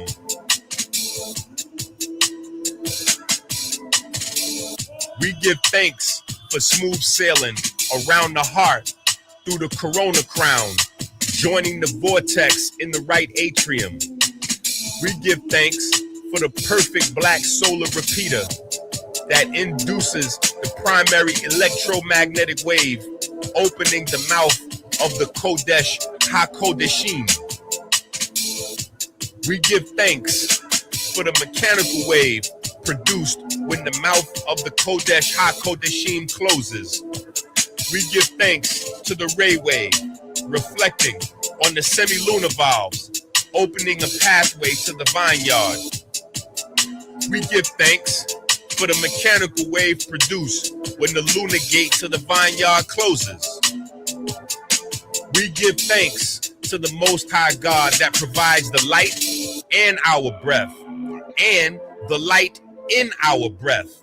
We give thanks for the fine olfactory system that makes our grapes ripe with light. We give thanks for the Jed Pillar that provides us with a stable fleet of ferry boats to dock in our vineyard. We give thanks for smooth sailing through the pulmonary vein into the storm of the left atrium. We give thanks for the perfect black solar repeater that induces the primary electromagnetic wave, opening the mouth of the Kodesh HaKodeshim. We give thanks for the mechanical wave produced when the mouth of the Kodesh HaKodeshim closes. We give thanks to the ray wave, reflecting on the semi-lunar valves, opening a pathway into the holy royal arch of the Wa scepter. We give thanks for the mechanical wave produced when the lunar gate into the holy royal arch of the Wa scepter closes. We give thanks for the magnetism of the most holy, the magnetism that repels and attracts the ferry boats of light 60,000 miles every 60 seconds throughout our vessels and our caves. Amen.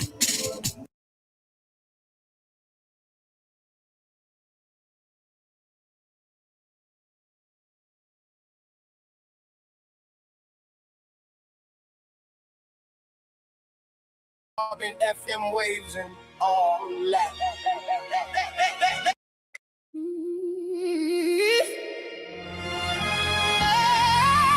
The secrets of music are God. Radio waves. The human spine absorbing FM waves and all that.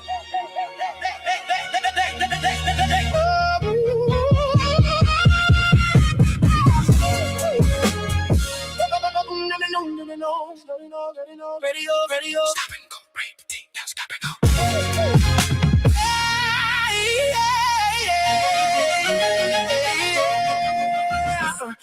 go. Talking to the planet through invisible waves. Heartbeat synced up while the whole earth sways. Brain catch signals while the night sky blaze. Human rhythm got humanity phase. 7, 3, 6, 5 humming through my veins.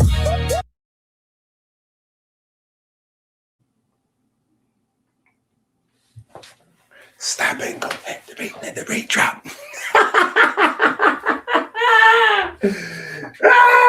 Joint is tough. Y'all better stop hating. Oh my goodness. All right. So where was we in the book? We were somewhere on what? Page 32, 33. We were somewhere on page 32, 33.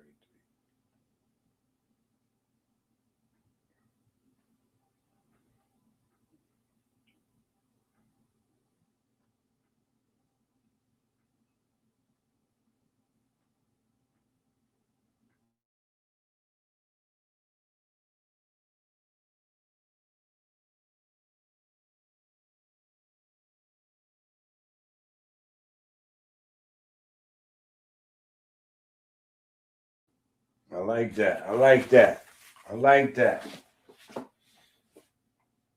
All right. So anyway, here's where we were at in the book.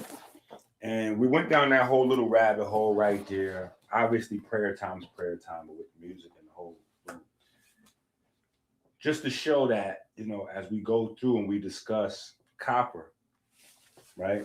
You got to take those things with you. Right? Wherever copper is, all of those things have to go with copper. Right? When we're discussing copper, every one of those magical properties that we were saying about the electricity, those goes with copper wherever copper goes. Right? In humans and almost all complex organisms, copper is the clutch in our cellular engines. It is a critical component of cytochrome C oxidase, the enzyme responsible for the final stage of energy production within your mitochondria. Without copper, your cells couldn't use oxygen to create energy. Get it? So anywhere where you have to have that electromagnetism thing going on, regardless to what it's called, regardless to how it's labeled, it's going to be copper and it's going to be iron is going to be there. So over the years, obviously, we've had ancestors that have, oh, well, you know what, man, I don't know, yellow dot. We have these plants that grows, and it's amazing for this. Now, what happens is specificity doesn't kick in, right? Because people just have plant, and like, oh, I notice when I take this plant, I drink tea from it, or I eat it, or whatever, or I make bread with it. This feeling follows. We associate the feeling with the plant. We don't realize that a feeling is zillions of different thoughts all together. That's number one, or points of contact or interest or information. Feelings is a lot. So is also on the other side, right? So we don't really have specificity because in a plant, you got a zillion different compounds and molecules in there. So you don't know if any one of them by themselves are creating the feelings, or if all of the compounds mixed together from the plant are creating the feelings that you're feeling. Later on, when specificity becomes a requirement, like now we have to know everything. Back in the days, you didn't need to know everything. You just needed to know, like, some plants will make you doo-doo. You don't need to know what's inside the plant that is woo-woo. It's just some plants make you doo-doo. You know what I'm saying? Some plants make you less hungry and you get a lot of energy. You know what I'm saying? So now if you got to take a long walk, boom, you take some of these with you. You're straight. You ain't got to worry about no food. You're going to be energetic your whole walk. Some plants make you horny, or they make you whatever. Like, we notice. Now we need specificity because we know there's a zillion different chemicals, compounds, phytonutrients, whatever in a plant, and we want isolation. That isolation breaks down, but these things are outside of that space. Right? These are not created or destroyed by a plant. So the properties that they bring are independent of plant because they exist in these items regardless to where they're found. So if you find copper in dandelion, it behaves like copper does. If you find copper in, I don't know, burdock root, it behaves like copper does. If you find copper in a sea moss, it behaves like copper does. It doesn't behave like the plant. It behaves like itself. Because the elements pre-exist the plants. Right? So if you find elemental copper inside a plant, it's going to behave like copper, regardless to the plant. Iron is going to behave like iron, regardless to the plant, or regardless to the animal, or whatever its surroundings. It's going to behave like itself. Right?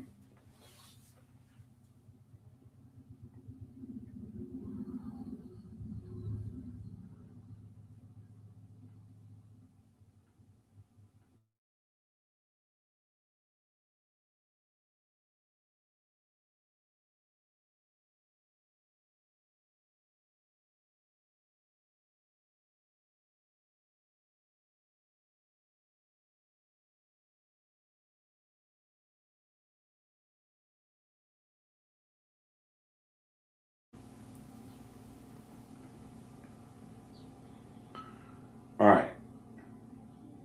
Blah, blah, blah, blah, blah. And then we get to melanin. Right? In biological systems, copper acts as the indispensable engine that powers the synthesis of melanin. Now, I have a bunch of people that are ahead of everybody else, or maybe I shouldn't say ahead, but they're up to date, right? Because they have the last couple of books. And in the last couple of books, we've been talking about the melanin plant, right? The melanin plant, which we're going to have some capsules, probably today or tomorrow. The capsules will be available on the Working Tools website, right? But we've been working on that. But since people are asking me about it, and we're in the conversation, this is where we kind of introduce it in the first book, the conversation anyway, about melanin.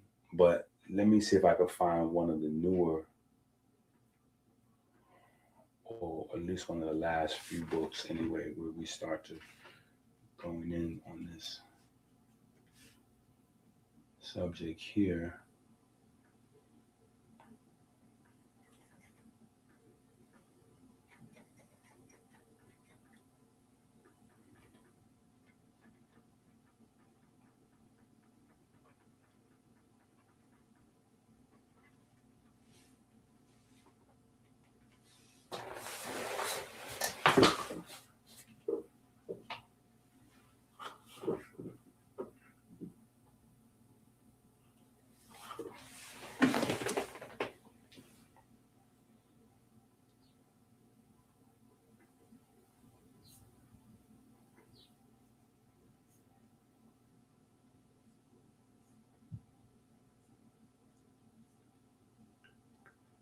Okay, hold on.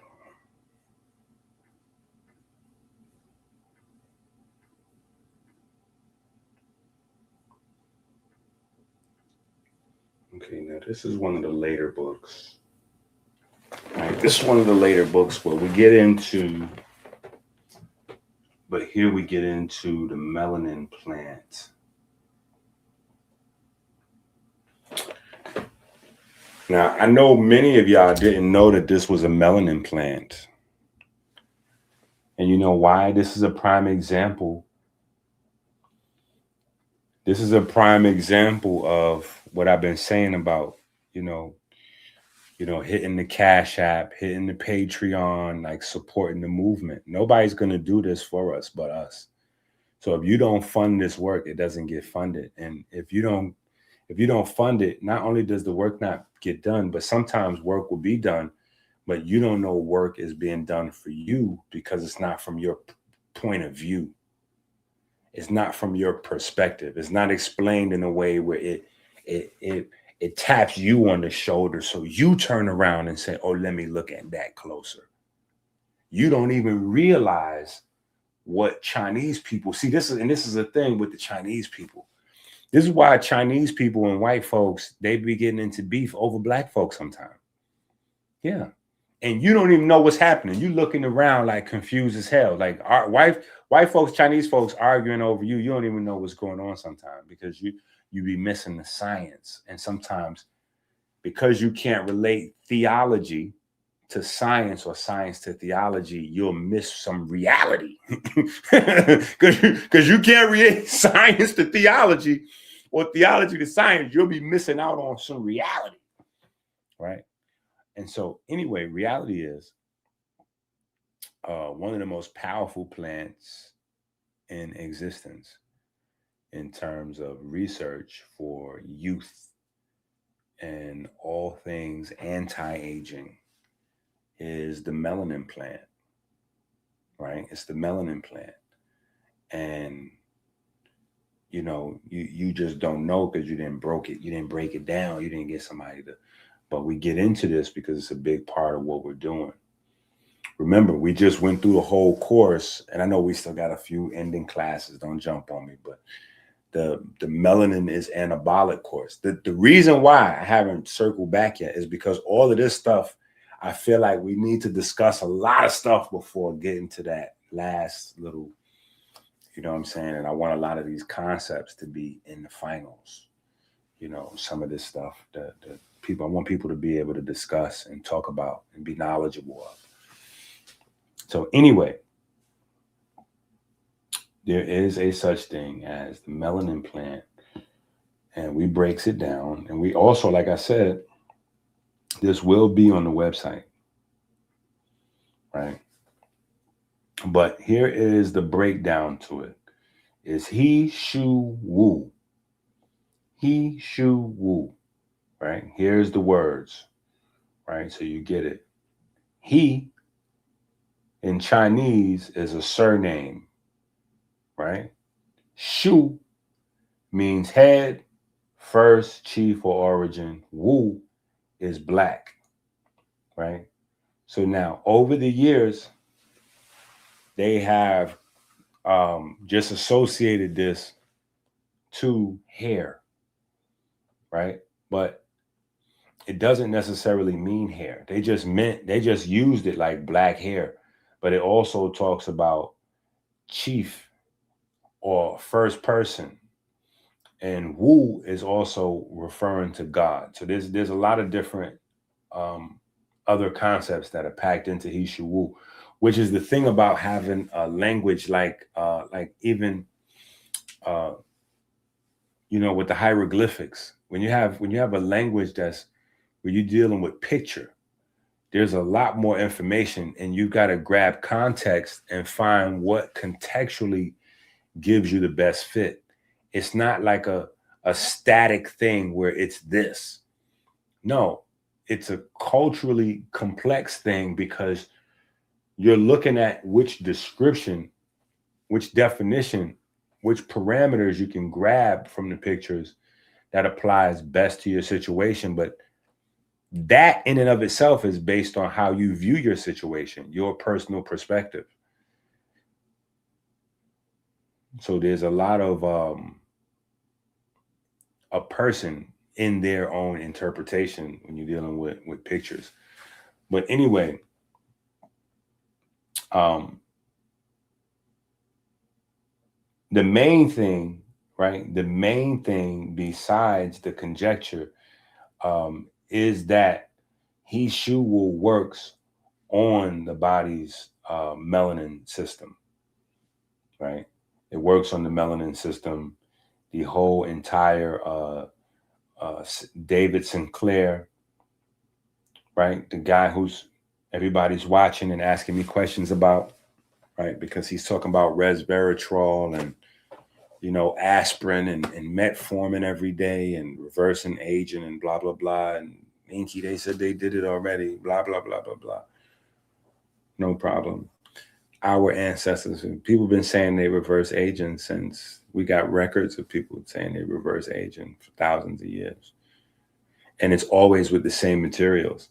So if there's any truth to it, it lies in the material. So the then thing is to get to the source, right?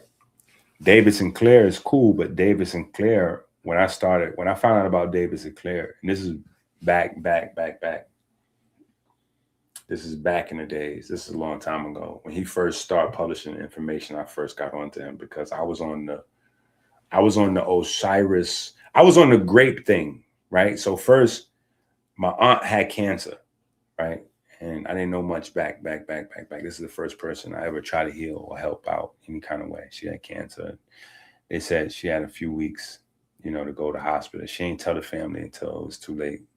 She had been getting the chemos and all that, hiding it from us, telling us she was going to get like B12 treatments or whatever. And so she come back to us when they like, yo, you got 3 months, you got about 90 days. And then that's that. And when she tell us that, I don't accept that. Everybody else kind of go into like crying mode and talking about memories and all kind of other shit. I go into my bag like, okay, yeah, let's figure that 90 days thing out. How does that work? 90 days based on what? What are the variables in that 90 days? And is it possible that I can control one or two of those variables? Like, can I grab one of them variables around the neck and choke that, strangle? Like, can I grab one of them variables? And so I came across the grape fast, the grape cure, whatever that was. And I held, I grabbed a hold to it. And after 90 days of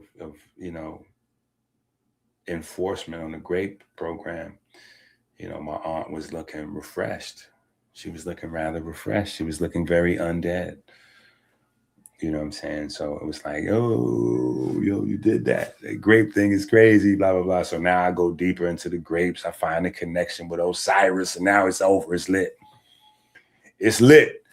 In my mind, Osiris done led me to cure my aunt. Like, even though she's not really cured, and Osiris didn't really come to me and tell me that, you know what I'm saying? But in my mind, but but yeah, we get a remission. You know what I'm saying? We that great fast, we get into a remission. And so I'm empowered now to continue to study, and I find some links and whatever. Anyway, some years pass by, and the first thing that pops up scientifically to validate my experience is a guy talking about resveratrol, right? And so resveratrol is in the grapes. So that's where I early on come into David Sinclair. David Sinclair is the scientist whose paper was published to talk about resveratrol, blah, blah, blah, blah, blah. So back in the days when you first start hearing about resveratrol, that's David Sinclair. So I get hip to him back then.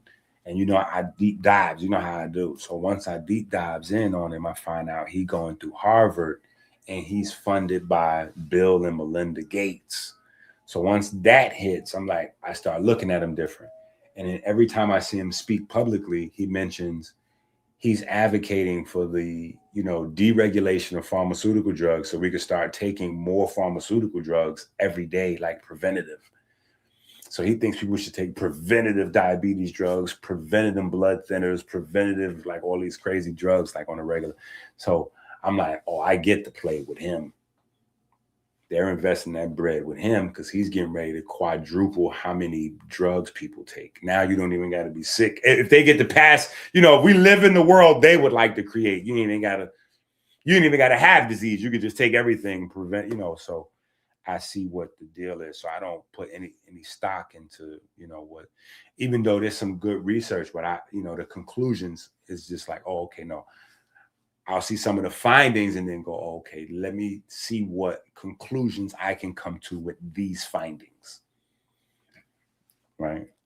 So that's where we kind of get into some other pockets. But yeah, so I'm hip to David Sinclair. So way before there's the conversation about methyl markers on DNA or telomeres or any of that, you know what I'm saying? I was already hip to grapes, grape skin, yeast, blah, blah, blah, stories coming out of Kemet with the grapes and all that. Then comes resveratrol, David Sinclair, and then that's still David Sinclair at an infant level. It's not for maybe another 10 years or so, 15 years after the resveratrol thing, maybe, yeah, about 15 years that he comes back now with the anti-aging, and he's re-examined the Horvath clock, and he's figured out whatever he's figured out, and blah, blah, blah, and it's not telomeres, it's really this, and that, and the other. So, yeah, David Sinclair is Scammy Davis Jr. as far as I'm concerned. Just FYI, Scammy Davis Jr. Right. So anyway, right. So we talk about the plant and how the plant works in some of the books. So people are asking, you know, whatever the case may be. But we will have some on the website because, you know, there's a variety of reasons why people need plants, you know, to start taking their melanin into consideration with diet, right? On the surface level, I can say. Now, here's the thing with the hishuwu. If it's not made with black beans, there's chances that it could be toxic. So your hishuwu has to be processed with black beans in the process of making it from the plants, because the plants can be a little toxic if they don't process it with black beans. That's a whole nother story. Just know that you're supposed to be eating a lot of black beans in your diet if you're listening to me anyway. But Alzheimer's, dementia, you know, like people thinking on the surface level, like vitiligo and things like that, but that's not really it. You want to deal with your eye health, right? Your ability to see, your ability to think, right? Those things are tied to your pigment that are on a more serious scale, like losing your eyesight or your ability to think or remember, right?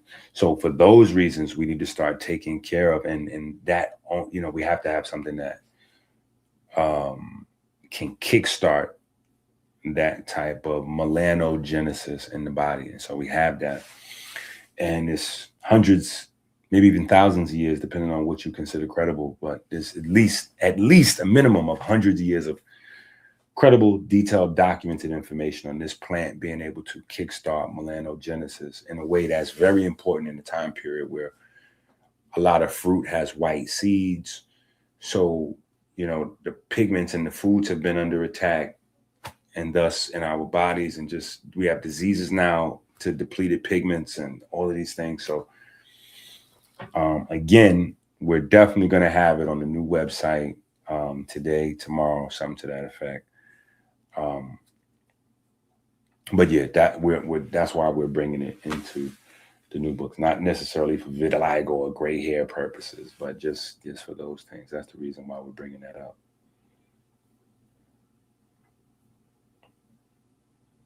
All right. So back to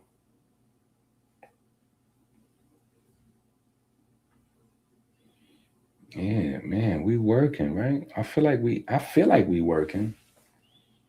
Y'all don't feel like we working? I feel like we working. I feel like we working, and I feel like I need a break. Yeah. Yeah. Not only do I feel like we working, I feel like I need a break.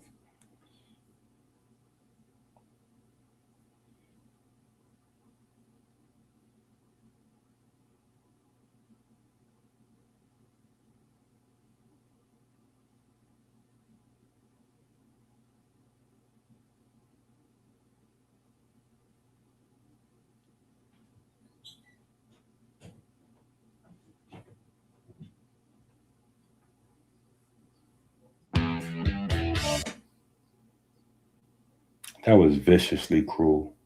I should have prepared for that.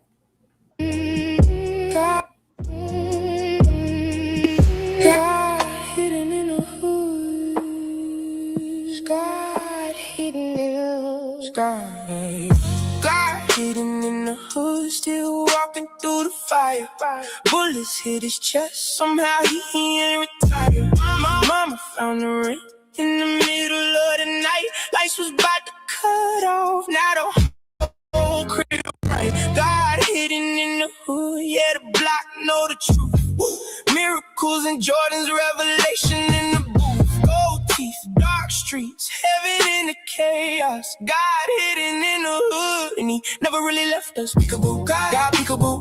Hiding on the block where the reapers move. Peekaboo, still see it through, but bullets couldn't stop what the heathens do. Peekaboo, we believe in you. Mama cried Friday, cause the lease was due. Peekaboo, zzz, Pikachu. God, can I speak with you? The whole hood got a need for you. I believe it true, so we done it. Spirit, cold, summit. Word to my stomach. I'm a KRS big punnet. Let you run it, no banks. Before that, yeah, yo, my young bucks gun it, gun it, gun it, gun it, gun it, gun it. Fly, fly, fly like Spirit, fly like Delta, fly like Delta, fly like Gucci, fly like Shelter, fly like Snoopy, fly like Groovy, fly like Movie, fly like Movie. Seen a man get hit 5 times, still breathing. Doctor said impossible, hood said God season. Grandma on the couch praying over high pressure. Next week she dancing like she never felt pressure. Cold nights, roaches, sirens, eviction papers. Still somebody feed the whole family off a prayer. Little homie caught a case, came home, changed his life. Now we teaching kids how to read instead of holding pipes. That's the mystery. World see poverty, hood see divinity. Broken buildings hiding all the hidden chemistry. Pain turned prophets, trauma made symmetry. God hidden in the hood, still walking through the fire. Bullets hit his chest, somehow he ain't retired. Mama found a ring in the middle of the night. Lights was about to cut off, now the whole crib bright. God hidden in the hood, yeah, the block know the truth. Miracles in Jordan's revelation in the booth. Gold teeth, dark streets, heaven in the chaos. God hidden in the hood, and he never really left us.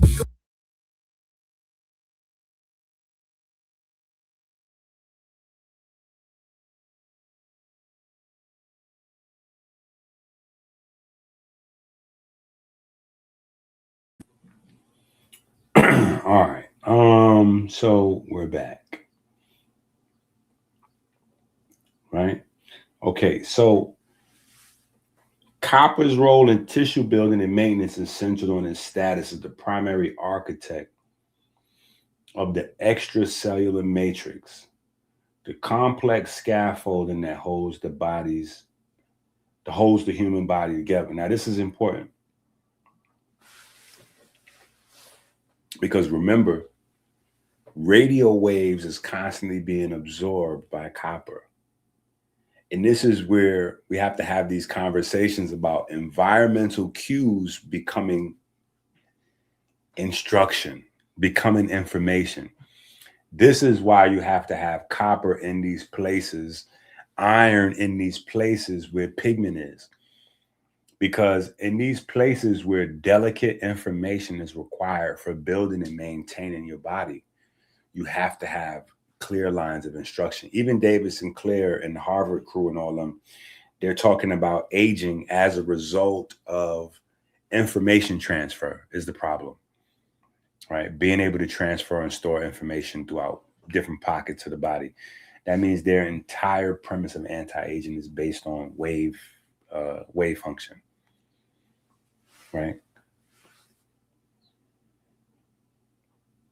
All right. How long is this? 4 hours? 3 hours? Okay, I feel like we're reaching y'all attention span limits. Am I reaching the attention span limits of the chat? Are y'all getting sleepy? Y'all getting tired?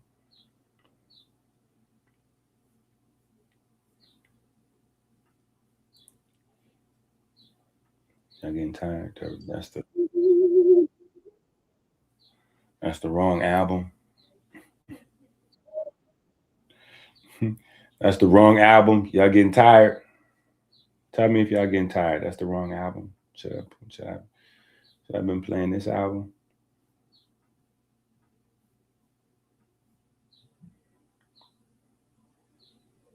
Should we have been playing this album?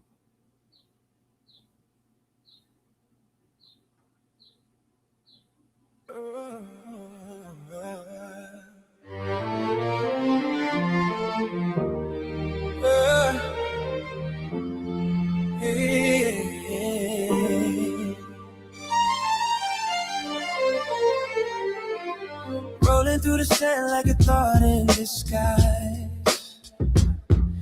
The scarab spins truth with. You say keep cooking. You say keep cooking. 4 hours.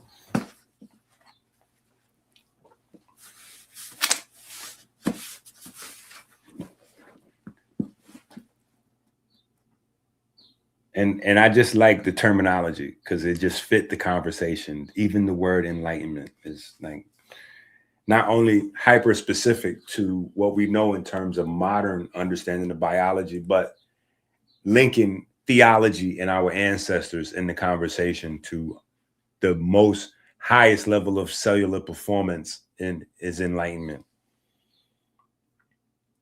right? But no, here's what happens. Here's what happens. Let's go to the book and try to speed through. Let's cut through. Right? Let's cut through a little bit. So what happens in this chapter, right? So in this chapter, we start talking about the intelligent expression or the articulate expression of that information that copper's absorbing, right? Which is why you get the self-building tissues. Remember, these are self-building tissues, right? And so then we begin to get into the conversation specifically around radio, right? And so we go much deeper into the radio conversation, right? And this is in the first book, right? This is in the first book.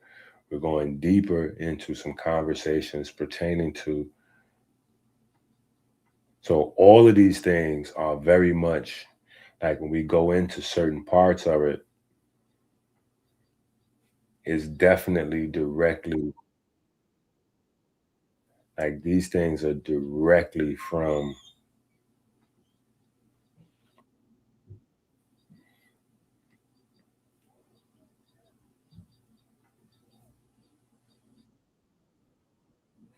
the music, or the music rather is directly from some of these concepts.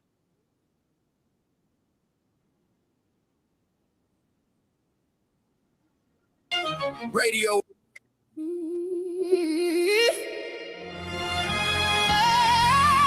The secrets of music are God. Radio waves. The human spine absorbing FM waves and all that.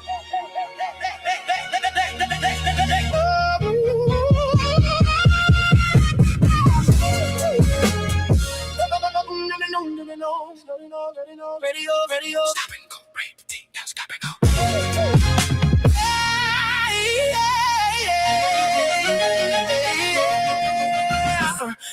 Talking to the planet through invisible waves. Heartbeat synced up while the whole earth sways.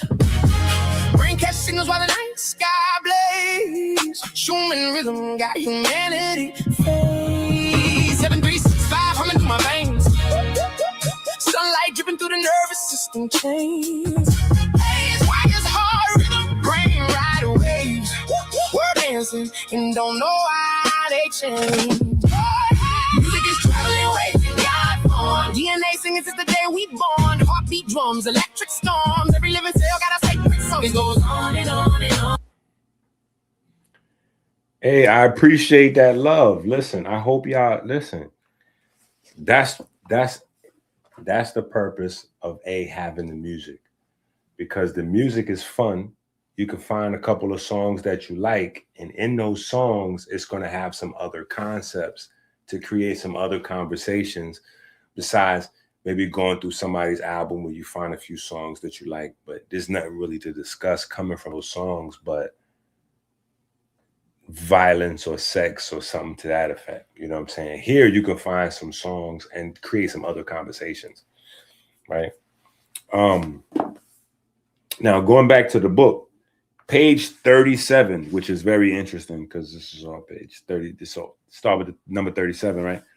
Page 37, it says radios and radio technology. Copper is the essential medium that translates invisible electromagnetic waves into audible sound and data. Its prominence over silver and gold in this field is driven by a phenomenon known as the skin effect, which dictates that high-frequency radio signals travel primarily along the outer surface of a conductor rather than through its center. Because copper offers a nearly perfect balance of high surface conductivity and mechanical flexibility, it is the industry standard for constructing antennas, induction coils, and complex internal circuitry of transmitters. So antennas, induction coils, and transmitters. Listen to what I'm saying, ladies and gentlemen. There's no modern technology without antennas, induction coils, and transmission, period.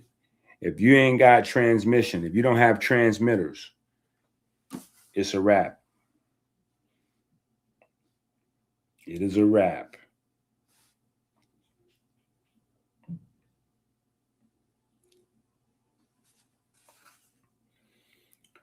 Silver, while silver is technically more conductive, the performance gain in radio applications is often negligible compared to the massive increase in cost.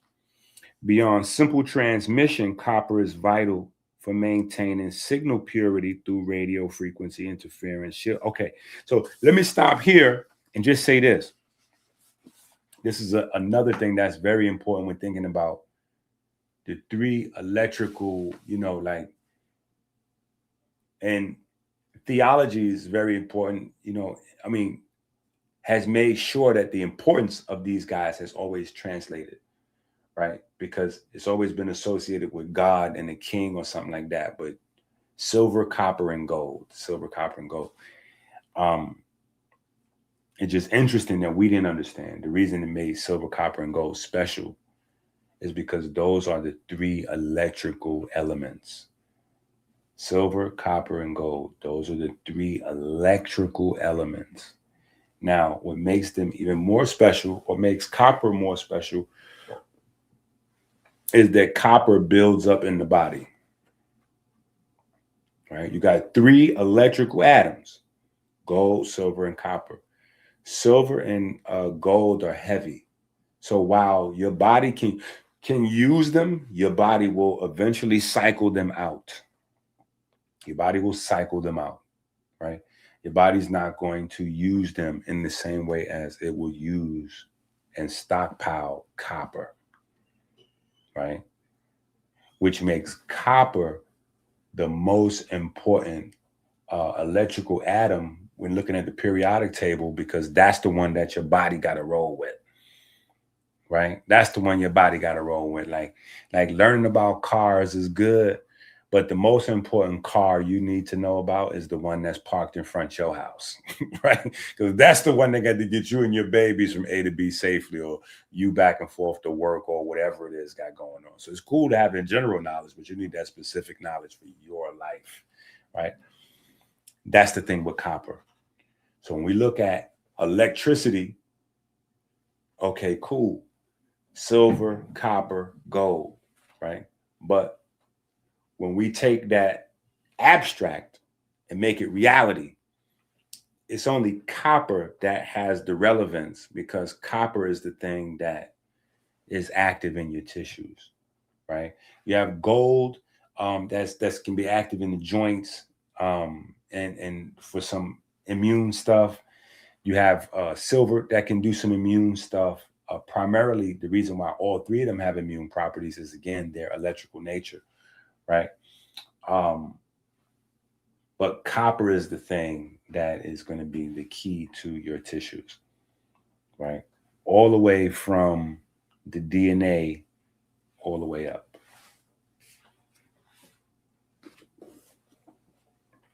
Right? So, all right. Anyway, beyond simple transmission, copper is vital for maintaining signal purity through radio frequency interference shielding, because it is effectively absorbent and reflects errant electromagnetic waves. Copper is used to encase sensitive components, preventing external noise. So this is kind of like Faraday cage behavior, right? They're describing Faraday cage, being able to create protection from unwanted electromagnetic waves, right? Unwanted waves, right? All right, so then we go into nerve impulses and electron transfer, and okay, some resonance stuff from the Kheper, blah, blah, blah, radio waves. We spent a good bit of time on copper. Okay, and then we come here. The intersection of copper, phosphate groups, and magnetite within the body creates a sophisticated electromagnetic triad that functions as a sophisticated internal transceiver system. When we look at the molecular structure of our DNA cell membranes and ATP, we find the phosphate oxygen tetrahedra acting as a repeated geometric base. These oxygen clusters do not just provide chemical stability, they create a highly polarized environment that facilitates the movement of charge. Okay. All right. Some spots it's gonna get sciencey. It's gonna get sciencey, right? But what I'm talking about here is the addition of phosphorus to the duo, right? So in the same way as we have a magnetic element, right? We have an electric element. We have a luminous, a light element, right? The light element is where phosphorus comes in, right? So you get the electric, the magnetic. I don't really got space to put it in, but out of respect, we're going to throw phosphorus over here, right? We're going to throw phosphorus over here out of respect. You know what I'm saying?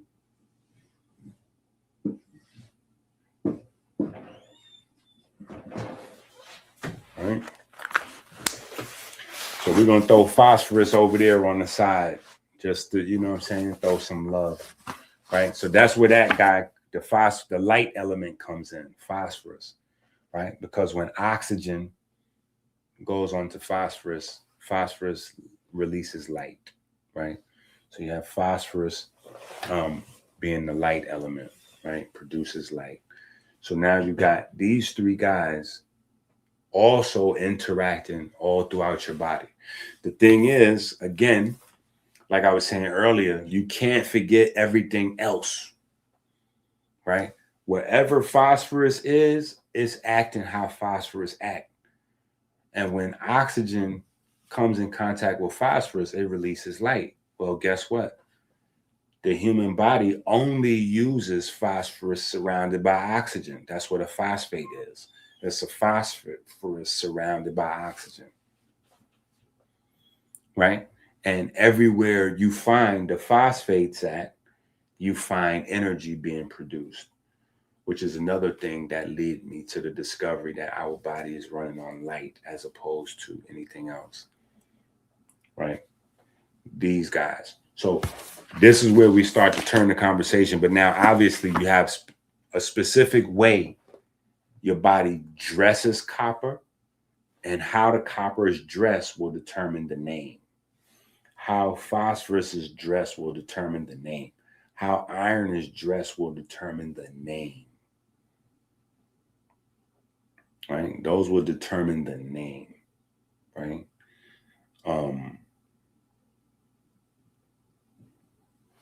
Yeah. So when you're talking about magnetite, right? That's iron with oxygen, right? You're talking about phosphorus. That's phosphorus with oxygen, right? Then you have a variety. You have maybe 10 to 12 different type of copper something or others. Copper somewhere with something, right? In terms of enzyme or tissue or somewhere at the foundation of something, right? All right. And so from here, we go into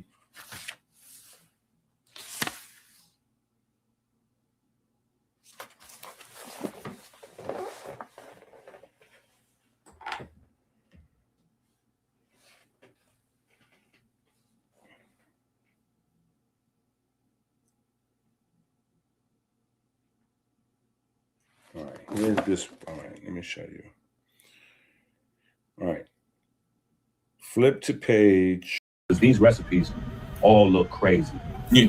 And I'm definitely grateful to collab with Ink. Like he's been, sort of like a silent mentor, kind of like, guiding me through a lot of these different processes and, me reaching out to him. What do you think about this? What do you think about that? So that's just a testament to, a lot of information that, I gathered from him and other people. Lamar, don't take my word for it. Stalin, Society Baby, Dead Stop, Madman, Jeremiah. Thanks to the whole chat. It's not just kitchen chemistry. You gotta add chemistry in the kitchen. And well cooking. Yeah.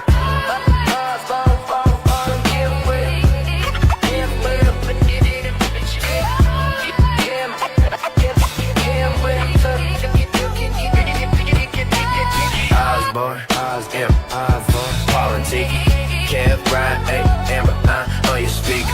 Peyton, Andrew, you know the life. Kyle D, Lord be snipes on Christ. Nobody else is this nice. So good it's almost a bite. So good it's almost a bite. So good it's almost a bite. I've been nice like nobody else. Right in the fear, look, Paul top shelf. It's nothing new, you can tell me. I live off love, shout out to Helvy. I believe in God, it's really natchez. 20 years later, we're Philly natchez. 100 packs popping, studying, detoxing. Live on YouTube, new books dropping. We yelling, add your game, add your game, add your game, add your game, add your game, add your game, add your game.